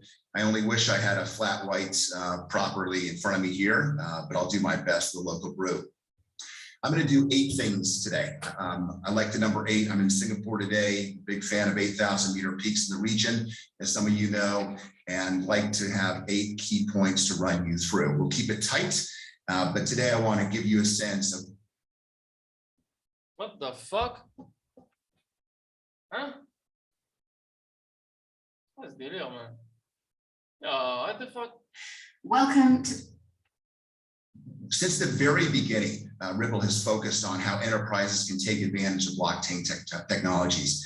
We've actually been at this for 10 years. That was the true new normal in you through. We'll keep it tight, but today I want to give you a sense of what we're up to at Ripple and how we see this important opportunity where we believe that crypto is the true new normal in finance. Let me start with number 1. Since the very beginning, Ripple has focused on how enterprises can take advantage of blockchain technologies. We've actually been at this for 10 years. We're not new to the scene. We started early, not as early as others you will see today, but really have been around for some time going at this opportunity. We went out to build a use case for our XRP ledger and XRP and built RippleNet, which is evolved into a platform for cross-border payments with crypto native services on top. Think instant settlement, lines of credit, liquidity services. And we've been at this now for many years. We needed to build a use case first in order to really realize the dream that we're very much living today as crypto has become this new normal in finance. I truly believe we're at an inflection point. The reason this event has 5 epic days of lineup across multiple cities in Australia and with an outstanding group of speakers and a huge crowd dialing in from all over the world, not just on the ground, is because of this point. We're at an inflection point and then some, and certainly, as I'll argue later, even more so in the region. Second, it is clear that digital assets are becoming increasingly mainstream today. You cannot pick up any sort of news stream, Twitter feed, you name it, you see it. In this last year, it has been incredible to see what's happened. Witness the cover of Time magazine this week. Crypto is becoming increasingly mainstream today. We believe that crypto will reach 10% of global FX volume by this end of 2022. You saw the crypto market cap hit 3 trillion US last year. And importantly, and this is where we really come at it, we've seen fantastic and world-changing and life-changing use cases emerge across finance and tech, payments, identity, lending, NFTs, and so much more. Bringing it home to this region, which many of us call home, and I have for many years, it's the most dynamic region in the world for what we are doing here. The number of transactions here has been extraordinary. We believe it accounts for some 43 or 45% of global crypto activity. There's some 1,000 crypto firms and exchanges here in the region. And importantly, as we'll talk about later, Japan, South Korea, Australia, Singapore, many of these markets are leading the way globally on fintech and crypto. And that is just super exciting and super important. We're operating in an ecosystem that is supportive to what we are trying to do and what all of you are out building towards. We're not in a part of the world where what we're doing is being questioned or the way we're going about it is being questioned. This is the place to be. And as someone who's built firms since the very beginning, getting out to this region, I love it. I love the ecosystem we're in. The third point I want to raise today, we actually commissioned a report that showed that 76% of global institutions expect to use crypto in the next 3 years. That is across the board, 76% of global institutions. So this is no longer something that some banks are thinking about or some super hot fintechs that are represented on the panels or keynotes today. That group was out in front from the very beginning, and they're partners of ours. We love working with them. But this is going wider, deeper, and bigger. 76% of global institutions, which really means that you think about it, as you interact, whether or not you're in the BD function, you're ops, you're running a business, you're raising money, you're a VC, this field is growing by the minute, and the number of people playing on that field growing at the same time. If you really dig in even further here within APAC, we just find this region is a place where those that we surveyed were by far the most optimistic about the value of blockchain and its tokens. So this is not necessarily something that's just global. We think it's actually much more deeply rooted here in this region. And as I've always liked to say, having built businesses out here, one of the things we can do in this region is make sure that the global blockchain and crypto ecosystem is pushed from this part of the world. This should be the place where innovation happens. This should be the place where some of the leading companies are founded, funded, and breakout opportunities. This should never be run or owned by one region. That's the ethos of what we're all doing anyway. But I love the fact that so many leaders have come out of this region, whether or not you're down in Australia, the town where I sit in right now and have called home for the last 10 years, Singapore has been an absolutely dynamic incubator of crypto and blockchain companies and opportunities. I would say that as you go to point 4, in the last year, not a day goes by, and you've seen this, where crypto isn't mentioned by regulators, in addition to business leaders, thought leaders, and others. Governments are really feeling the need to get their heads around this. And I want to double stamp on this issue of regulators right here, because it is important to understand that at Ripple, we want to work with regulators. We want to build our businesses in geographies where the regulators are open, excited, and understand where blockchain and crypto are going. That's been the approach that we've taken as a company internationally, and it's the approach that all of our leaders and business execs, myself included, have been raised to do. We want to absolutely reach out, educate, partner with, have a dialogue with regulators around the region, and we have exactly that going on.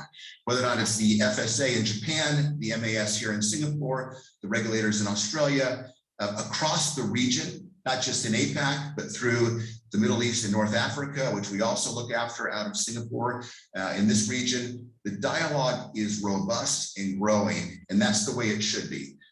We need to make sure that this is something that we're bringing along together as a group, as an opportunity. And so there are parts of the world where this is not the case, where you can't be in the same room as a regulator. They don't want to talk to you. They're not interested in what you have to say. We think there's plenty of markets that have demonstrated that that's not the way they want to operate or the way they want to regulate. And we're super excited to be building our regional headquarters and our teams and our businesses in dynamic markets like Singapore and this APAC region, Australia, Japan, and elsewhere. Number 5, as you think about the question is how fiat and crypto actually come together and work together. We believe there is a nexus here, and I'm going to walk you through how we get there, because these really are meant to work together. We had to go away after developing the XRP ledger and XRP and created the company Ripple and build a use case, which is RippleNet, which we've spent years building across 55 plus countries with global world-class banks, many in this region, and really exciting, forward-looking, forward-thinking fintechs and PSPs that also want to be on that network. But we built it on a fiat-based system because we needed to start there. We needed to have a proof case that we could use our technology to begin to move value across the internet, across the payments infrastructure that is still to this day slow, antiquated, costly, inefficient. Transaction speeds 3 to 5 days, no end-to-end visibility. Did your money get there? Did it get to your family where it's desperately needed, not in 3 to 5 days, but in the next hour? It simply wasn't built for this world that we're living in now. So we've, for a long time, focused on using crypto and blockchain for cross-border payments with instant settlement, driving global liquidity, lines of credit, et cetera. And we believe that there is a bridge here that we've built.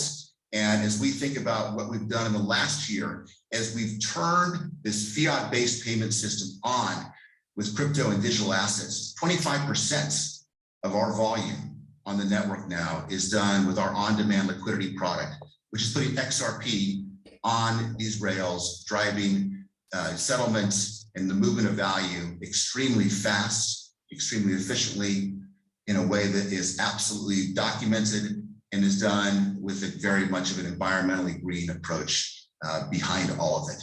So we're excited about where this goes, but the fiat basis of what we started is important. So this element of traditional finance and the role in all that we're trying to do is still important. If we do our job and bring traditional finance along with what we're trying to do here, wow, it is an absolutely open field to run on. And we're very much seeing that open field running right now for all of us. Let's move to the next point, CBDCs. There's another hot term. There's lots of hot terms.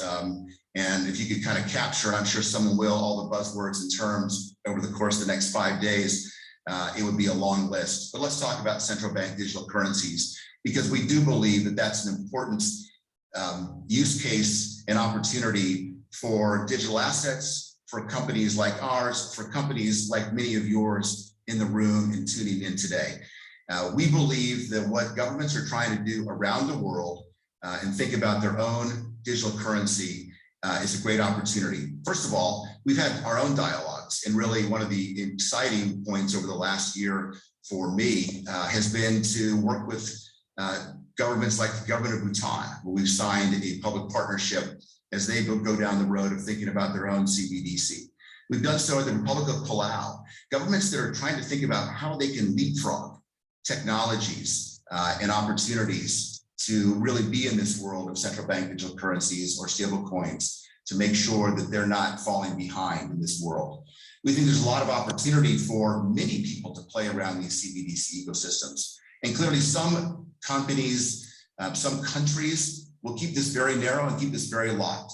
That's understandable. These are sovereign nations and sovereign countries and central banks that care deeply about what they're doing. But the interoperability between these currencies, the ability to advise, to transact, to provide solutions, to provide just advice over time is going to be a big opportunity for many of us and many of you as we think about this. We think 80% of central banks around the world are now actively looking at CBDC solutions, whether or not they're just in the research stage or down the road on pilot projects. Either way, that's a lot of opportunity to go after and a lot of places where each of you, as you think about this particular part of the exciting terminology and headlines around crypto, can partake and be a part of. I will go to point 7 next. It's really important to understand that different cryptos and their underlying blockchains were built for different purposes. There are so many different use cases. And the question is, what are you really trying to solve for in your business? And having been in the crypto space for some time, and having been at another technology company that was very much thinking about payments and the importance of payments to the underlying business for the many years before that, this is an important point. I would use one question or a prism through which to look at the next many days. As you hear about business models, as you think about investing in business models, if you think about opportunities that you're going after with your own blockchain or crypto company, simple question: what is the big issue, global issue, that you're trying to impact and change for the better? How are you changing the world? I think everybody in this ecosystem on this call and in the room at Blockchain Australia is changing the world by definition of the underlying technology here. But as we get down to use cases and how we're actually going to put energy, funding, people, excitement, and get the next generation of people involved in this industry, I would bet today that the opportunities at places that are really moving the needle on global problems and doing it so in a quick and exciting fashion and driving a whole company ethos around that are going to be the places that will attract all the above: capital, people, you name it, and will be the winners. So what is your business really trying to solve for? Clearly, different ledgers were built for different opportunities. Bitcoin started, as you all know and have been around, and as a means to facilitate P2P payments. It's now an unbelievable store of value and has an incredible opportunity and has emerged as the leader in that space. We really believe that XRP and the XRP ledger was built even more specifically for payments. And as we've built this business out, that has proven to be exactly the case. Tailor-made, custom-made for moving value across the internet. Other blockchains are going after big problems, big opportunities as well. And that is incredibly exciting. And one of the things that as I think about where this all goes, there's going to be many winners at the end of the day, and how we all work together and how blockchains interact, and how we all go after these big, intractable, at least for now, global problems that only blockchain and digital assets can solve. Let's think about how we can all be complementary and work together in going towards this. Finally, if you are thinking about, as point 8 of integrating crypto solutions into your business to take on a crypto-enabled future, here are some other things that I'd like to leave you with today in my last couple minutes. We're excited about how crypto can eliminate pre-funding accounts and the destination currency. As you think about how money is moved and liquidity is needed on either side of a trade as you move value across borders, pre-funding is a big issue. Liquidity is a big issue. We believe that that is something that through our on-demand liquidity problem or product, we can actually solve for you. Real-time treasury operations in global markets with digital assets. Capital isn't getting locked up in accounts where it's not being used. It's a waste. It's not pushing the needle and doesn't need to happen. Second, crypto is 24/7. It's 365 days for instant settlement. That's a huge change from the way that everybody, I bet, that has grown up in this region has thought about things in the way that you've tried to move value. And it's still the case as remittances and people try to move money back home for needs, or small businesses try to pay off trade invoices that they have. This is an incredibly big opportunity. Remittances, trade, you name it. The difference is we can do so now much faster and more instantaneously than ever, and make this fast-moving region move even faster. Third point I want to bring up, because we're now 3 weeks and 2 days into the Ukraine war and crisis. There's been a lot of discussion, and there will be a This Week Morel around crypto and sanctions. And it's very clear to us that crypto cannot be used on this global scale to evade OFAC sanctions. At Ripple, we have absolutely no interactions, dealings with anyone that's being sanctioned. That's just a principle of the company and RippleNet. We do believe that crypto is not some nefarious way of moving capital around sanctions in this case. Actually, on the other hand, I've been super excited and interested to see how crypto has helped fund some of the relief efforts in the Ukraine, come behind some of the world-leading NGOs, and even in a dialogue that we had here in Singapore on Thursday night around the refugee crisis and what groups like the International Rescue Committee and others are doing, the notion of how payment can be moved into the country to help immediately, crypto and blockchain, solving real problems that are about as timely and as urgent as you can get. We believe in global liquidity. We believe in tokenization of the world. And we believe that all of us in this room and over this next week, when we get back together a year from now, if it's anything like the last year, I can't wait to see what all of you have created, the value you've created, and how APAC, Australia. Yeah, man, tu vois, I believe. Le mec, tout ce qu'il dit maintenant en 2022, en 2019, c'était clair. Comment Odor, c'est pour ça que j'ai préféré commencer avec voilà, ce site-là. En 2019, on avait déjà cette vision, comment les choses allaient arriver, comment les choses allaient se passer, comment les choses allaient aboutir. Les choses n'ont pas encore abouti, mais la tokenisation du monde entier, c'est ça l'Internet de la valeur. Donc, plus le monde se tokenise, plus l'Internet de valeur augmente. C'est pour ça qu'on parle d'un processus continu, un processus non-stop. Et Brook and Whistle, encore une fois, il a confirmé les choses. XRP, éliminer le préfinancement. XRP. Il a parlé d'Australie, il a parlé de Singapour, il a parlé de Japon, il a parlé de Corée. Il a même parlé de l'Afrique du Nord, Maroc, Algérie. Même Maroc, maintenant, il y a 2 banques qui roulent sur RippleNet, etc. Les gars. Donc là, on va parler un peu de voilà, qu'est-ce qui se passe un peu dans la crypto. 1,2 milliard de dollars de Bitcoin quitte Coinbase en une journée, signalant une forte accumulation institutionnelle. Et on parle du 17 avril 2022. Quand même, hein.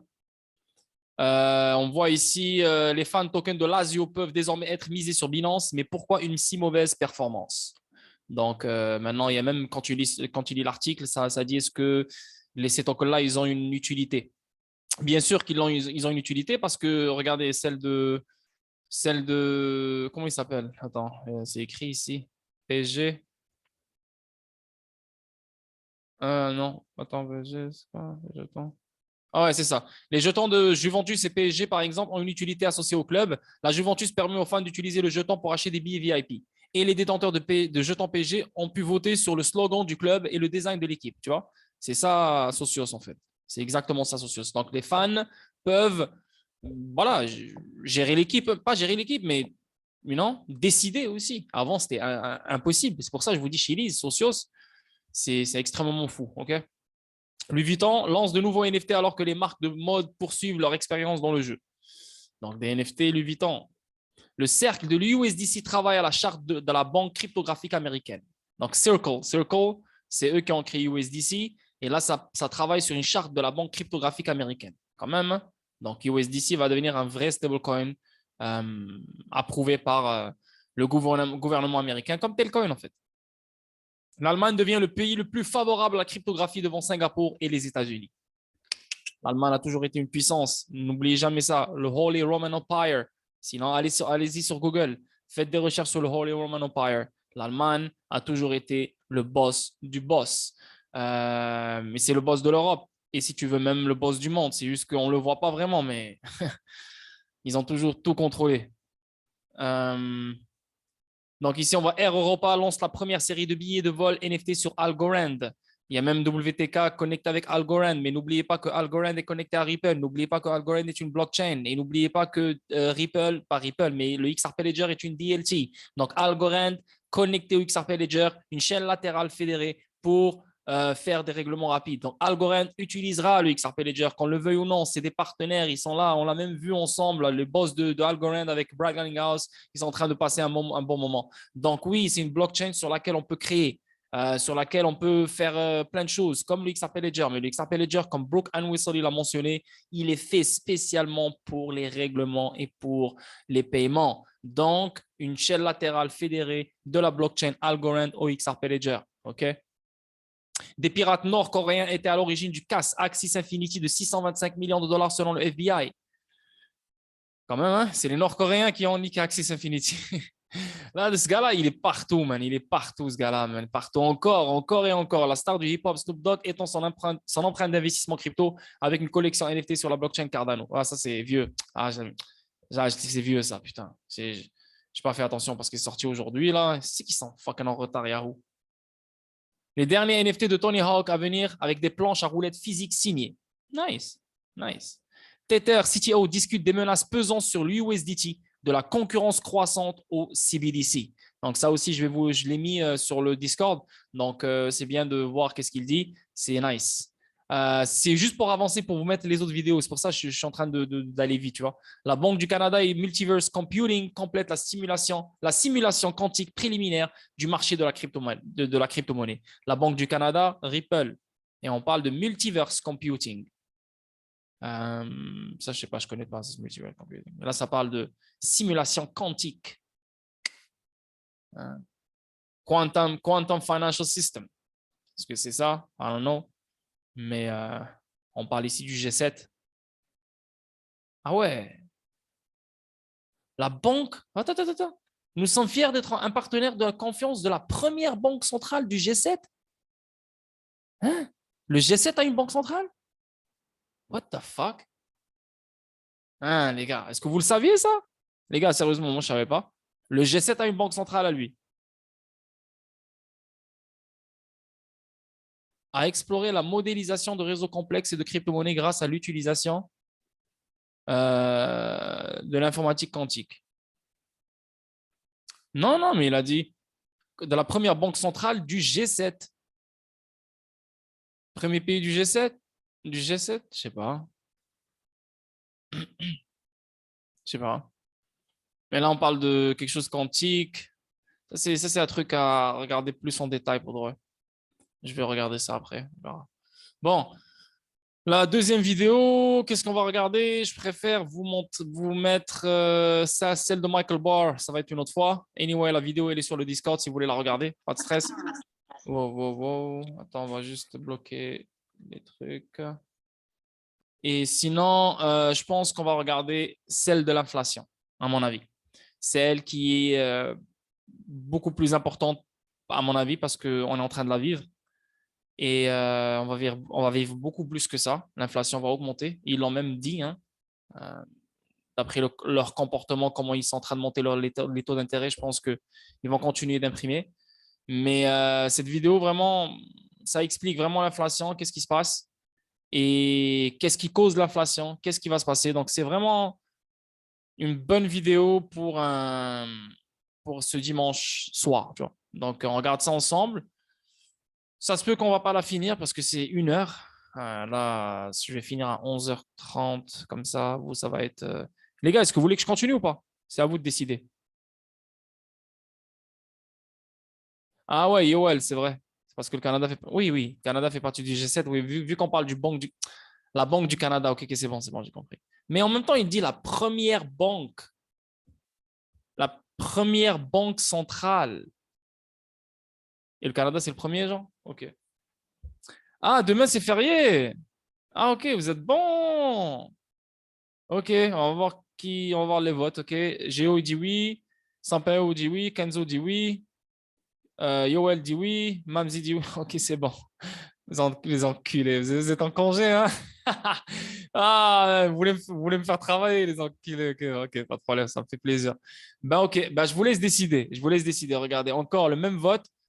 Est-ce que vous voulez voir l'inflation? Moi, je pense qu'elle est très, très intéressante. Ou bien on regarde celle du 13 avril venant de Janet Yellen.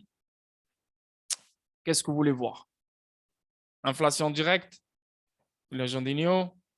Le reste, Yoel? Ok, good. Déjà 2. Un troisième, je mets inflation. Troisième, c'est bon. Inflation, go. Ok, on se concentre et on check ça ensemble. Sous-titres, traduire, français. Bon visionnement, les gars. Well, John, welcome to the podcast. Morning. Well, you're a little earlier than I am right now. So you're over in California, and it's about 10:30 here. So it's bright and early for you. But I take it you're an early riser. Yes, well, at least supposedly. Yeah. Well, I'm excited to have someone on the podcast that I've followed for many years, along with Larry Kotlikoff, which was a friend of yours, I take it, that ultimately referred you over to us and said, hey, if you enjoy this conversation with me, you got to talk to John. And that's what we're doing today. And I said, well, I'm going to have to kick off this conversation with the Grumpy Economist blog, trying to better understand, because John, you don't seem like the grumpiest guy. And what is it, 7 in the morning or something over there? And you should be grumpy, if ever grumpy, at this time during the day. So are you a really grumpy guy? What makes you grumpy? No, I'm not a grumpy guy. By and large, my kids gave me that name when one Sunday morning I was reading a Paul Krugman column in the New York Times, one more outrage after another, and I slammed down my coffee cup and it spilled, and they decided to call me the Grumpy Economist. But I don't think you're alone in that. You know, we speak with many families, and we receive a lot of questions from our fans that seem kind of grumpy, right? They're concerned about inflation and interest rates, not just concerned, but as you said, outraged. You know, they're enraged with what's happening in Washington with the government debt and fiscal policy and monetary policy, and that leads to a lot of frustration.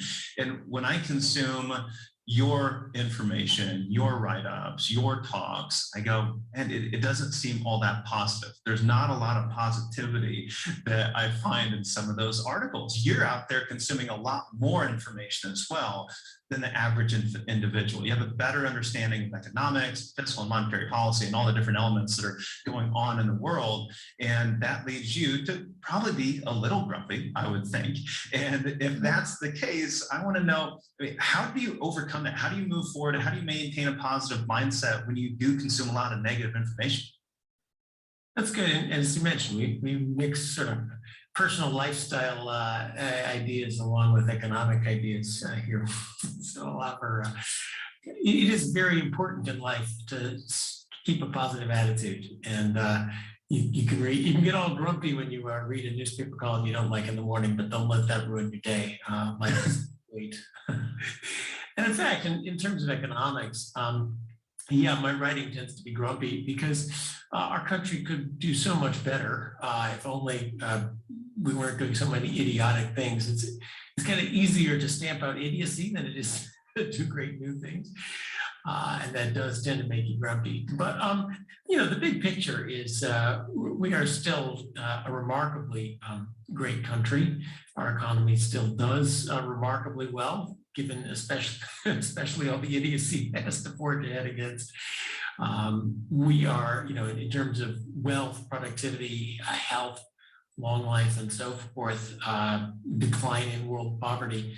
It's actually been a wonderful 20, 30 years. So, you know, yes, there's always storm clouds on the horizon, but and in fact, that it has been such a great run of 20, 30 years of growth and prosperity leads you to be ever more wishful to preserve this wonderful thing and not let it go under. So don't be grumpy. Look at the bright side when you appreciate things, and get a little bit grumpy and stamp out stupid stuff when you can. So would it be fair to say that you have a negative near to midterm outlook, but a very positive long-term outlook? I'm both positive and negative about everything. In the near to midterm, you know, there are problems. We got a war going on that has to be managed well. Inflation is certainly surging and could lead to a repeat of the 1970s. With you know, bouts of inflation, stagflation, could lead to a recession. Things could get a lot worse. There's always dangers out there. The long run is good, but should be better. Really, we focus on these short run things, inflation that kind of hit us where it should. But really, the tragedy of the U.S. is that in the last half of the 20th century, we were growing about 4% a year, and now we're growing 2% a year. And since about 2000, now that's not one politician or another, that's just a big slowdown in the overall rate of growth. So, you know, you've got to wait till your grandchildren will be as well off as your children should be. Well, that's in terms of sort of overall human prosperity, that's really the striking feature, which that's the long run one, and that makes me grumpy too. So good and bad news at all horizons. Well, and I find when I'm visiting with individuals that tend to consume a lot of information, a lot of news articles, a lot of media, and a lot of economic reports, et cetera, they tend to become more risk averse over time due to some of those things that they consume. What impact has this had on you? Have you found that the more you learn year after year, day after day, they become more or less risk averse? Or do you let it impact your financial life and financial decisions at all? No, it doesn't really. I try to stay rational about financial stuff. There is, I think George Will says, I'm a little bit conservative. I mostly call myself libertarian, but conservative libertarian. And he says, though, the art of being conservative is to realize that things could always get worse. And I do think that risk management is the first key to a good investment strategy, in the sense of not just how we're going to make a gazillion, but let's think of all the ways in which things could go wrong, and at least make sure that we've got those covered. So a proper amount of risk aversion is appropriate. I still, my hobby is I fly airplanes without engines. I fly gliders. You can't really call me too risk averse. Right. And now in the financial sense, I still I hold mostly equities. So I doubt that conventional advice to act in a more risk-averse way as you get older. Maybe that's a mistake too. We'll see. Well, when you talk about being grumpy, I think this is, I really wanted to ask a question about your biggest frustrations today. But before we talk about what your current big frustrations are with the economy, and maybe even deeper than that, let's go back to when you were pounding your fist on the table around that dining room table with your children. So you're around the table, you're pounding your fist, you're upset, they start calling you grumpy. What was it that had you so worked up at that moment? Oh, I forget. It was just some Paul Krugman column. Actually, the original title was, I apparently had some sayings that the children found amusing, so they wanted to call it, I'll put it politely, stuff my dad says. But we're settled on the grumpy economist. Well, that's great. What is your biggest frustration today? Oh, good. I have too many to name one of them at all. In many dimensions of economic policy, America seems to be getting ourselves. And we do seem to be wrapping ourselves into, I think Mark Stein calls us the Republic of Paperwork. It's so hard to get anything built. Infrastructure. Let's talk about the infrastructure bill. It's not money. It takes 10 years to get the permits to do anything. And now I'm always going to be hopeful. I noticed that even the New York Times has noticed that they want to build windmills, but you're not allowed to build windmills because it takes 10 years to get the permits. So maybe we'll fix this. It's very hard to build houses. Just we seem to be an economy sort of stuck in paperwork and not moving forward. Maybe that's the biggest frustration, but I got tons of them. Yeah. I work on debt. Addressing the debt's a problem. Pretty much any economic issue you look at, there's a problem, there's a fairly straightforward solution, even bipartisan one sitting on the table, and we can't seem to get moving on it. Mm-hmm. And how do these things impact the way you think about your children? I find a lot of the families that we work with, they're not as concerned about their own financial future as they are their children or their grandchildren. What are your biggest concerns for your 4 children? Well, not particularly financial. They all seem to be making a living, but one always worries. You never stop worrying about your children. So they're wonderful people and exploring their lives, and you could always celebrate the great things they're doing and worry about them at the same time. So you're able to maintain a positive financial outlook for your children, even though you have some concerns about the future of government policy and kind of where we're headed as a country. Yeah. I want them to live in a vibrant country with many opportunities.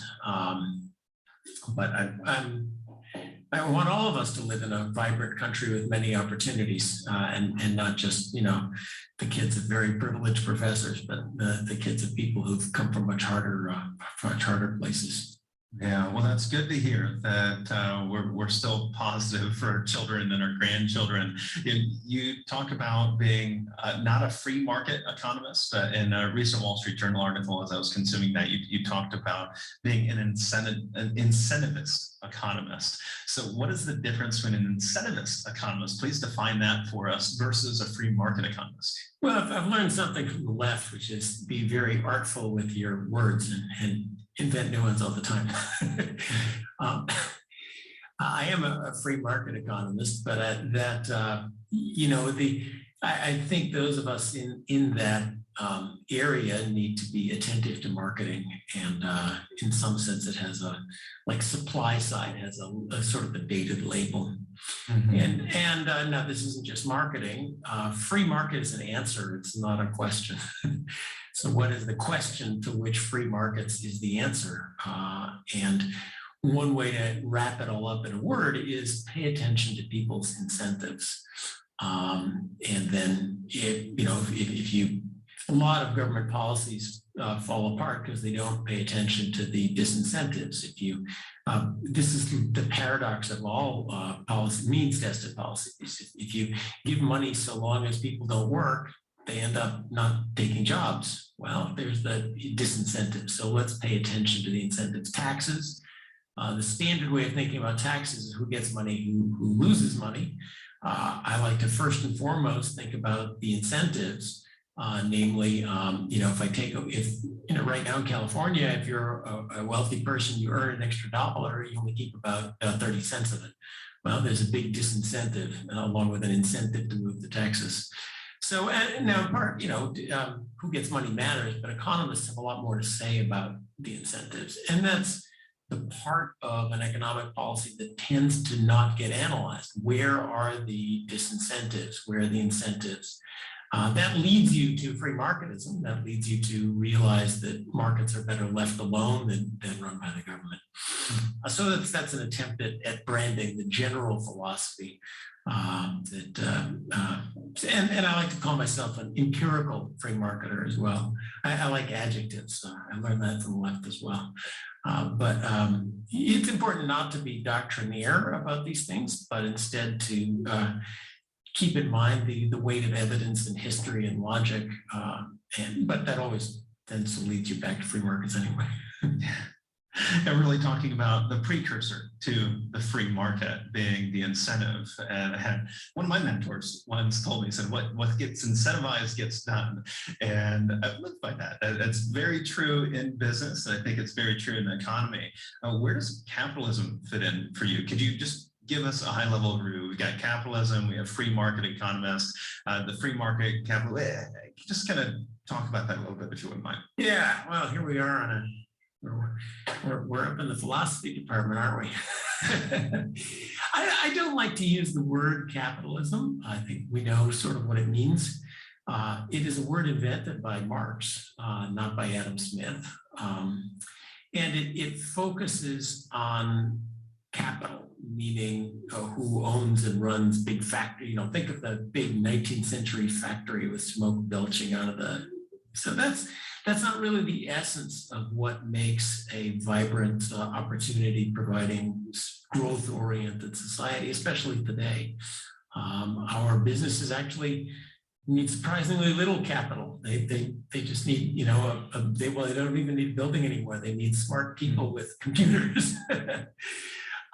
And the vibrancy of a society is the economic growth comes down to better ideas, to new ways of doing things, new businesses, new ways of serving people's needs better, that usually operates best through markets that are left alone to their own desires. It doesn't have a lot to do with capital in that classic sense. So it's a fine word, except it's usually meant,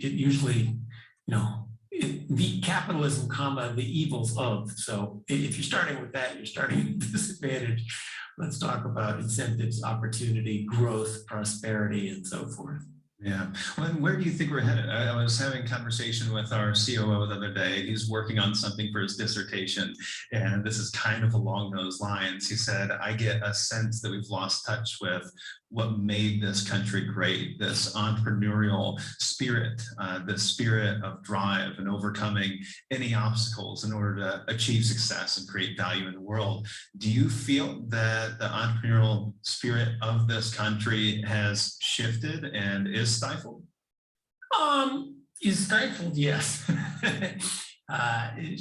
I tend to resist cultural explanations for things. Now, that doesn't mean culture is unimportant, but let's look at the 100 other things that are getting in the way first. So I think this is still a society full of would-be entrepreneurs. It's just getting harder and harder to be an entrepreneur because it's getting harder and harder to get the permits and to break into the business. It's getting harder to fill out all the forms and have the HR compliance department and all the other things it takes to get a business going. So I think we are, there's not only entrepreneurs in the US, there's lots of entrepreneurs around the world who would love to move to the US and start new businesses and hire us and pay our taxes and bail out our government if only we would let them do it. So I think within our people, there's that desire and and it's still, the US is, for all our troubles, it's still the best place to start a business. Things are only worse everywhere else. So there's some hope there, but yeah, lots of measures of business formation is doing well. People don't move around as much as they used to, but I think it's just harder. And part it's we've become our government has become quite stifling, and one way of the big picture is we're becoming a government of permission, not a government of rights. And one of the crucial features of American democracy was the protection of your right to do stuff. If you own a piece of property, you can do what you want with it. You don't have to plead the city council for permission to do stuff with it. And well, that leads to a lot of stuff getting done that doesn't get done in a permission society. But we're moving much more to a permissions form of government. Well, that slows, everything's just getting slowed down and tied up in paperwork. Well, I get a sense that's not going to change. I don't know that we've seen any type of rollback when it comes to regulation, roadblocks to economic growth since maybe the 80s. And is that something that can be simplified? We had promises that we would see the tax code get simplified. Didn't see that. It only became more complex. It seems like we just continue to make things get more and more complex in the U.S. economy, in the U.S. government, from an IRS perspective, et cetera. Is it possible to actually see some of those things, those barriers break down over time? Do you see that in our No, I think it is quite, certainly during the last administration, very quietly under the radar screen where nobody notices and we can get stuff done. There was a lot of regulatory reform. The last economic report of the president they did, it kind of outlined a lot of the work they had done. And it was very smart about it. Keep it out of the newspaper so that nobody knows what's going on. And of course, a lot of that got turned around as well. That wasn't very permanent. We have become more and more a government, not even, we used to be a government of laws, then we became a government of rules by executive agencies. We don't even do that anymore. Now we have just executive orders. And the first thing every president does is unwinds the last one's edicts and puts in new ones, which isn't a good way to run things. But certainly there's a large crowd waiting for a chance to reform the regulatory state. I think there's a strong legal movement that thinks that this has gone too far. We still are a democracy. So when voters get tired of it and want it fixed, it'll get fixed. We had the 1986 tax reform. It's probably long ago for you, but I remember it. That's you can in a country like ours sit around, get around the table and say, look, you're going to lose your special deduction. You're going to use your special deduction. We're all going to come out ahead in the game. It's possible to do that in many small countries reform. Sweden, and this is back a while ago, but they turned into a socialist state, and then they say, it's not working, fix it. And became they have high taxes, but they're quite free market as far as their economic policy. So you got to have hope. I mean, if you're saying it's all going, you're saying democracy's over. Let's hope that's not true. Vote for sensible people and don't vote for dumb people. And we still do have a functioning democracy, and when people demand it to get fixed and vote for politicians who will fix it rather than say other stupid things, then it'll get fixed. Well, That's my hopeful. You want it optimistic. Yes, I was going to say, I'm so glad we kicked this off with grumpy optimism, I might call that. So that's fantastic. But let's drill down a little bit deeper. And this takes us, I think, perfectly into your new book, The Fiscal Theory of the Price Level, that is set to be published by Princeton in the fall of 2022. Why this topic? Why now? Thank you. I was wondering when I get a chance to plug my book, Well, and I also want to know, by the time fall rolls around, is it going to be too late? I will reveal a secret. I'm secretly praying for inflation to keep going through the fall. Sorry, I need to sell some books. Actually, it has nothing to do with the moment. I started working on inflation in 1980. This has been the thing I've worked on academically my whole life. And it just took me that long to write the book. It's not, actually, I have to admit, I'm fascinated by inflation and monetary policy and debts. And I think that's why I wrote the book, because that's what I think I have new and good ideas to share with the world on. It's probably not the most important. The most important thing is long-run growth. Never forget, the most important thing in economics is long-run growth. Inflation, recessions, business cycles, nothing else matters but long-run growth. But sorry, I don't have anything important and new to say about long-run growth. I could just channel my buddy Chad Jones here and the other great growth economists. I have something to say about inflation, so that's why I wrote a book about inflation. Actually, I turned in the manuscript to Princeton at this introduction saying, well, inflation's stuck at 2%. We haven't seen it for 20 years. Maybe someday it'll come back and someone will care about this book. And then things changed. I got to write a new introduction pronto. Yeah, perfect timing here. Perfect timing, really. Yeah, well, it's really a new take on inflation. And I really want you to talk about your theory that government debt is a core driver of inflation.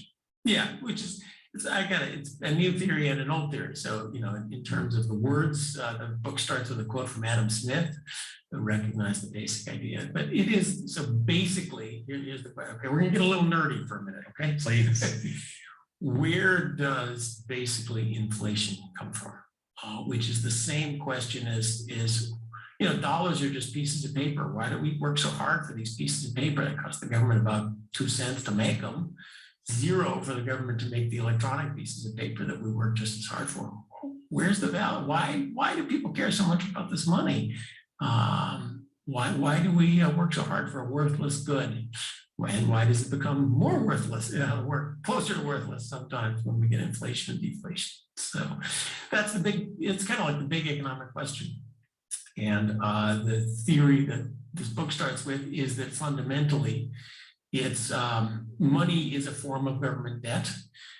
Government debt is just a promise to print money and give it to you. So those are all united. Money and government debt are all the same thing. And so what gives the government debt the value? Well, people's expectations that sooner or later it'll get paid off in something worthwhile, that the government will at some point run surpluses in order to be able to pay off its debts. That's make the debts valuable. If you think the government is never going to solve its deficit problems, let me advise you to get rid of your government debt. How do you get rid of government debt? You buy stuff. Try to buy stuff.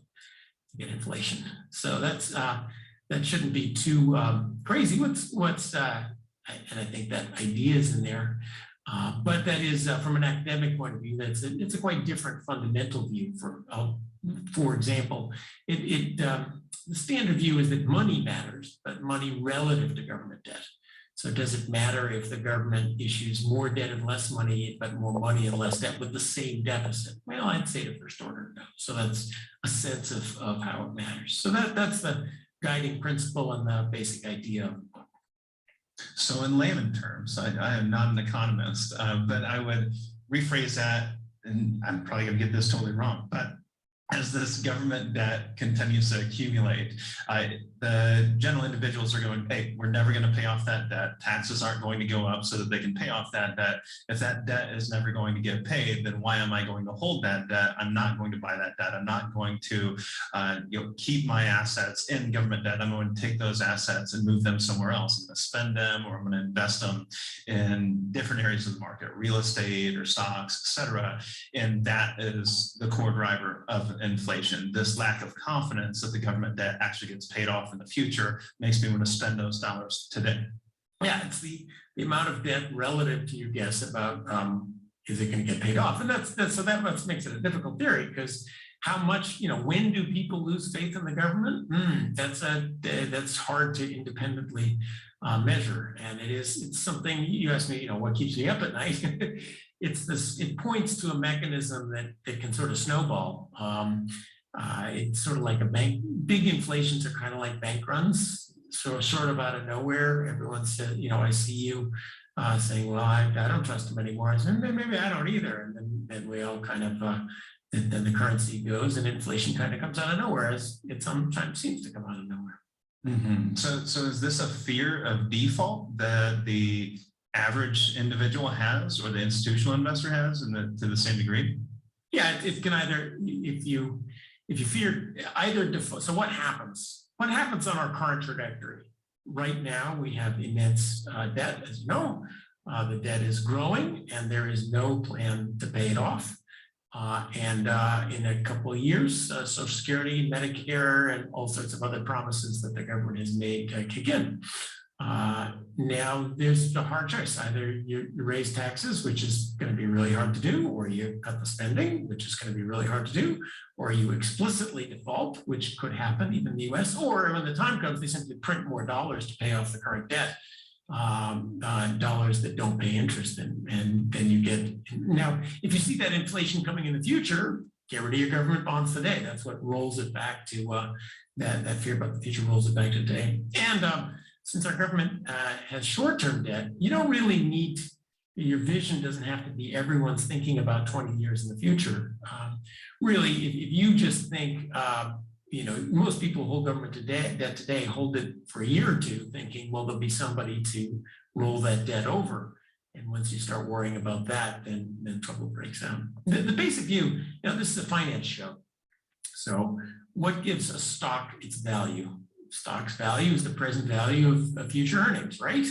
What gives a bond its value? The bond's value is the present value of the future coupon payments and the terminal payoff. What gives government debt its value? The present value of the future surpluses that are used to retire the debt. So it's really just take asset pricing 101 and apply that to the government, and you come up with it. That's all the fiscal theory of the price level is. Would it be fair to say that this is, being a core driver would be synonymous with leading indicator, and that might be the explanation as why we saw an expansion of monetary policy from 2008 till today, but it took 15 years for us to actually see the impact of that? I think no. I think actually monetary policy from 2008 till today wasn't that expansionary. So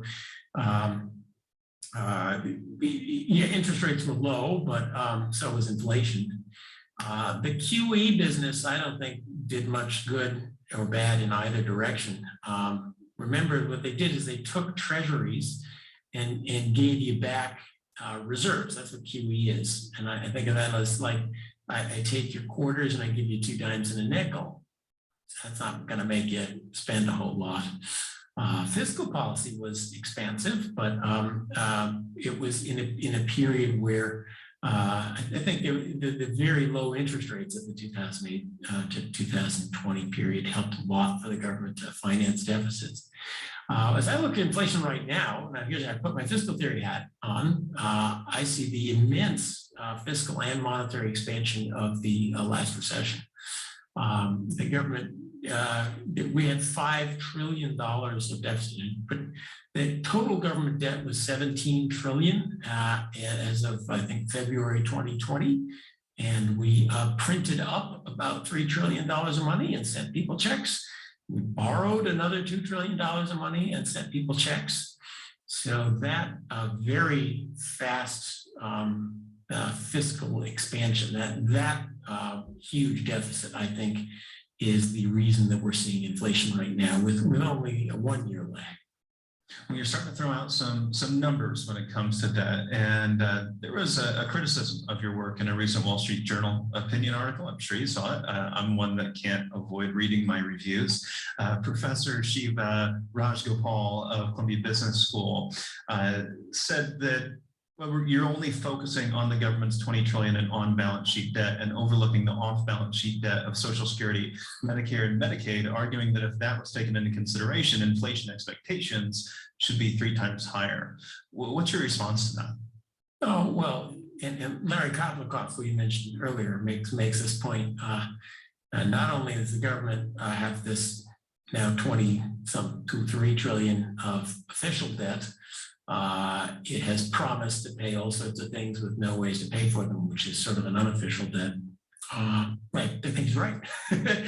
I think that didn't particularly get worse in the last year or two. And I think that is, in the end, if this turns into sort of a moment has to come of a fiscal reckoning for the US.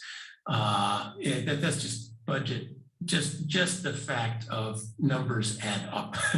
We cannot kick this can down the road forever. And that moment, a lot of that moment is that we've made all these promises that we have, our government has no way of keeping. Now, I'm not sure it's productive to think that of debt as it is different from the on-budget debt. You cannot go down to the Social Security Administration and say, you guys have no way of raising this money, so I want mine in a lump sum right now. But you can go to the Treasury and say, I've got all these Treasury bonds. You guys have no way of raising this money. I want it now. You just sell it. But you can't sell your Social Security. You can't sell your Medicare. You can't. Those are not marketable debts. So that whole mechanics of I'm going to run away, I'm going to dump those things and drive the price down. That doesn't happen with Social Security debt. I think it's better thought of as a promise to pay that will get resolved. And I think, frankly, it's going to get resolved by cutting benefits. That's the way other countries do it. When the time comes that you run into a debt crisis. Now there's the U.S. I don't want to throw you're heartless, throw grandma off the train. No, I think our social welfare system could be reformed to give people the money who need it a lot more effectively and waste a lot less money. But that's, I think, now if you think that's what's going to happen, that's not quite the same mechanics as there's debt that, when the Chinese and everybody else dumps our debt, that's a quick problem. That's a different problem than sort of people lose faith that Social Security is going to be there when they retire. So a correlation, but not a direct correlation. And this brings me directly to interest rates. So can the Fed control inflation by rising interest rates? If it's directly correlated, if the government debt is a direct correlator for inflation, if we raise interest rates, aren't we enhancing the amount of government debt and only furthering inflation? Yes. So I do think buried in here, well, not even buried in here, there a reevaluation is coming. We take for granted that the Fed is enormously powerful and can control inflation. That's a new idea. That's now new. Well, this is a show for people thinking about retirement, so for whom 1965 isn't that long ago. But there was a time even through the 1970s where people didn't think the Fed had that much to do with inflation at all. Now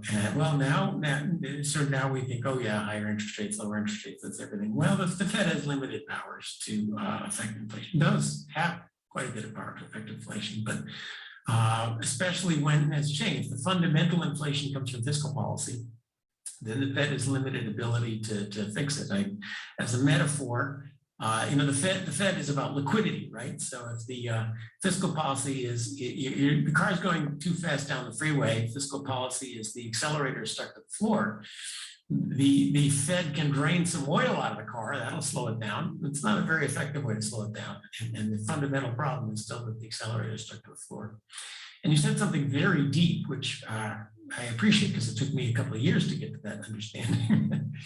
The Fed's ability to cool the economy by raising interest rates is limited by fiscal policy. And I'll just draw out what you said. If the Fed raises it, suppose the Fed raises interest to 5%. My colleague John Taylor of the Taylor Rule says interest rates should be about 9%. You got 7% inflation, you need interest rates higher than inflation in order to tamp down inflation. So the Fed is going on a forecast that almost all this inflation is going to go away on its own. It only has to raise interest rates to 2 to 3% for interest rates to be higher than inflation. No, watch out. The rule is for the Fed to lower inflation, interest rates have to be higher than inflation. So if inflation does not mostly go away on its own, we're going to see some big interest rate rise. But will that even work? Getting to the point. If the Fed raises interest rates to 5, 6, 7, 8, 10%, that raises the interest costs on the debt. And those are big now. That means we have another $1 trillion or more dollars on the deficit. Then the whole debt problem gets worse, and the debt problem was what's driving the inflation in the first place. So Brazil has seen this dynamic. If you have an inflation that's being driven by too much deficits and you just raise interest rates, that makes the deficits worse, and it can make the inflation worse. So the Fed, sum up here, you can tell I used to be a professor. For the Fed to lower inflation by raising interest rates, it has to raise interest rates substantially. And we need at the same time fiscal policy to contract. Fiscal policy, you have to pay off the higher interest costs on the debt, or you have to convince people that you're going to pay them in the future, which is kind of the whole problem. So the Fed is limited in its powers in a bunch of ways. And one way is that it's going to need fiscal policy to go with it. So let's have you pull out that crystal ball. What do you expect to see? Right now, you could argue we're seeing pretty dramatic projections from the Fed of what they're going to do with interest rates, going from 1/4 point to 1/2 point to 1. I mean, those are pretty substantial. That's 100%. No, they're not. That's 7% inflation. Well, exactly. It's relative to 7% inflation. Q1 is like, we're goofing around here. Yeah, but you say, well, it's 100% increase in interest rates. But that's all relative at the end of the day, right? Now, the Fed may be right. This may all go away before they actually have to do anything more than symbolic about it. So anyway, go ahead. Well, what do you envision? And take what you envision versus what you would do if you were chairman. Thank God I'm not chairman. People are doing they're doing a very hard job, and I shy away from making forecasts because I tend to be wrong. And I think that's a good advice for all of us. So this is an advice show to some. Well, let's digress there for just a moment, because there are individuals that are trying to consume this information from economists, and economic predictions are all over the board, right? Everyone has a different opinion, and some are starkly different than others. How would you guide a retiree in consuming, or anybody in consuming that information and acting on it? Well, I think what you just said is the most important thing. Opinions are all over the board. So always start with risk management. When opinions are all over the board, that means there is genuine uncertainty about what's going on. That means none of your experts really know. So the strategy of pick one expert and go with that as if it's absolute certainty is a bad strategy. Recognize that lots of different things could happen and nobody really knows, and you need a robust strategy that's going to keep you through it. Inflation could there's a very clear scenario that we could be just starting off where it's 1972. The Fed has announced a monetary policy that looks exactly like what they did in the 1970s, that they will respond very slowly to inflation. They are behind the 1970s curve. In the 1970s, they actually did raise interest rates much more quickly with inflation than they're doing now. We just had an oil price shock and a little war, hopefully not a big war. And kind of the same sort of Washington. We could be heading down, or we could not, or Al could be right. This could all just be a one-time price level increase that all melts away, and we go back to zero interest rates and fighting deflation. I tend to think that inflation is breaking out, will be more long-lasting. But let's recognize lots of different things can happen. So your investment strategy, don't put all your eggs on 32 black and spin the wheel. Okay. Diversify, be robust. I like it. We've chosen our one economist here. We're going to run with that. But let's put you in that chair. So you are now chairman. What do you do today? Well, it's I'm going to squeeze. I got to wiggle out of this one too. I do think, first of all, I'm going to find out why in the heck did the Fed's inflation, why did the Fed miss this so badly? This is a huge institutional, I mean, the Fed's number one job is to see inflation coming and do something about it. And they were caught totally flat-footed. So it's clear that their methods for forecasting inflation are. Second, I would not put so much faith in the forecast going forward. The Fed has done what I have just described. They put all their chips on 32 black. They said the forecast is that the inflation is going to go away. So here's our list of interest rate responses. I think now they're starting to say that. I heard some hints in Powell's testimony. If inflation keeps going, we could deviate from this path. And start moving faster. But the problem is, the inflation is coming as a joint fiscal and monetary policy. So it's not just in the Fed's hands. Mm-hmm. Well, when it comes to the stock market, it seems like there's also a divergence in opinions there as well. When it comes to shifts in inflation, interest rates, you say, well, the stock market should do well. It should be doing well. That's why inflation is going up. That's why they're also having to raise interest rates. What are your expectations if we do enter an inflationary environment and a rising interest rate environment for a long period of time? What will the impact be on the equity market and the fixed income market? Yeah, and the other thing that's even harder to forecast is stocks. You just got to remember, the stock market too, the price is set where exactly half the people think it's going up and half the people think it's going down. And half of them are wrong. I just don't know which half.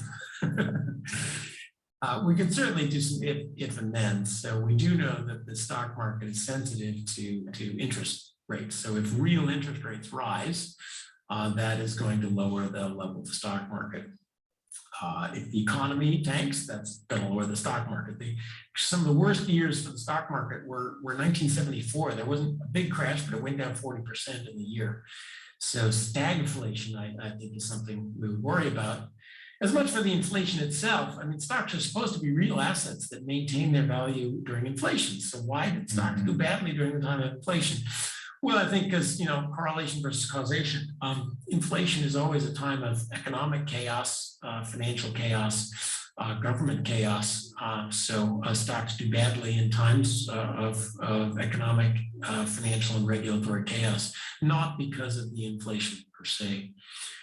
There's a temptation for governments to fight inflation with very damaging taxes, corporate taxes in particular. That's not good for the stock market. With measures that really hurt the economy, that would hurt the stock market. So you're not really worried about in stocks, which are supposed to be an inflation hedge. It's not so much the inflation itself as the bad policies that are causing inflation and that are going to be used to counterproductively do things about inflation. I mean, you look at our government and the list of narratives about inflation straight out of the Middle Ages. First, it was the hoarders, and then the price gougers, and then greed, and then the corporations, and then it's all Putin's fault. But I mean, no one's talking about monetary and fiscal policy, which is where inflation comes from.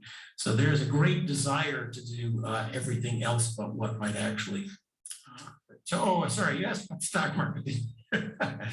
Higher interest rates will generally bring stock markets down. Now, we're long-term investors. I hope most people listen to us. So this is one of the big things we learned about the stock market in the last 20 years, is it is actually a good deal like the bond market. that when prices go down relative to dividends and earnings, there is a tendency for those prices to come back up over like a 5-year period. So if you can afford to hold on, it's really not as much bad news as it sounds. The same way if you're holding a long-term bond and you're holding it till maturity, if the price goes down, the yield goes up. So, you know, in the end, you'll be okay. And there's a similar, don't worry about it so much for stock markets if you're a long-term investor.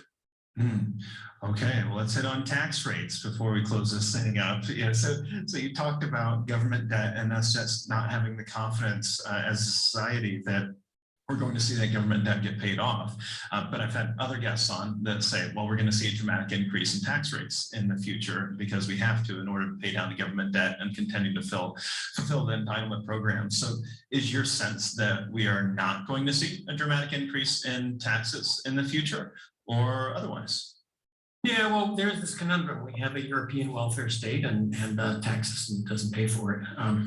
We're not as far off as you think because we have federal, state, local, and sales taxes. So you add all that up, there's actually quite a bit of taxes, but not enough to pay for all the benefits. So where's the money coming from is a good question. I think the economic reality of it is that sharply higher tax rates in the current tax system will not do the trick. If you do the all-in top marginal tax rate in the state of California is about 60 to 70%. You can't really raise taxes much more than that. So the idea will just tax the rich or tax the corporations or tax somebody else. There is just not enough money there at tax rates that keep the economy going. So what does Europe do? Europe has value-added tax. You want to pay for 55% of GDP benefits like France does. You have basically you have a 40% payroll tax and a 25%, 20 to 25% sales tax on everything. You have middle-class taxes for middle-class benefits. That's the way Europe goes. And I think the economic reality is that if America wants that level of benefits, that's the kind of tax it's going to have. And we have, you know, a lot of our taxes are implicit in a massively complicated system. Like Europe charges taxes and gives you health care. We have health insurance, mandatory health insurance, but it's about the same amount of money. So I think the way to how do you square the circle? You think outside the box. The right answer to this is growth, where the government needs tax revenue. Doesn't need taxes, it needs tax revenue. What's the difference? Tax revenue is tax rate times income. So how do you get more tax revenue? Well, you can try more tax rate, but if you raise the tax rate, people start working, the economy falls apart and the income goes down. Maybe not one for one, but it's like climbing up a sand dune. Every step up you take, you're going to slip back because every time you raise tax rates in the current system, the economy falls a little bit and you get less revenue out of it. How about let's unleash economic reform and let growth go nuts? So a growth-oriented reform would give you a lot of tax, a lot of more income, a lot more GDP, and incidentally, even with the same tax rates, you get a lot more revenue. Also, if the economy grows like crazy, a lot less people need the help. People would prefer to work than to receive checks from the government. Well, that's just the right way all around. So actually the solution to our taxes, I'm all for a tax reform. We have a tax system that raises remarkably little revenue at very high rates because it's full of Swiss cheese, hundreds and hundreds of thousands of pages, keeps tax lawyers and accountants and lobbyists busy all day long. So definitely, you know, we're gonna, when we face reality, we need actually a lower the marginal rates, broaden the base kind of tax reform. But economic growth is the answer to squaring the circle rather than having a very painful economy-killing period of austerity or throwing grandma off the back of the train with painful benefit cuts. So why control inflation at all? Why not let us inflate our way out of the debt? Oh, thank you for asking that. Our problems will not be solved. Our problem is not a debt problem. Our problem is, in fact, as Larry Kotlikoff was on the show saying, it's It's a no plan for paying off the debt plan. And in fact, our plans are to keep borrowing more and more and more. So if you default on the debt, which is what inflation does, you do not solve this problem that every year we now have $1 trillion deficit. Every crisis, we have a $5 trillion stimulus and bailout blowout, and then comes Social Security and Medicare. That's all in the future.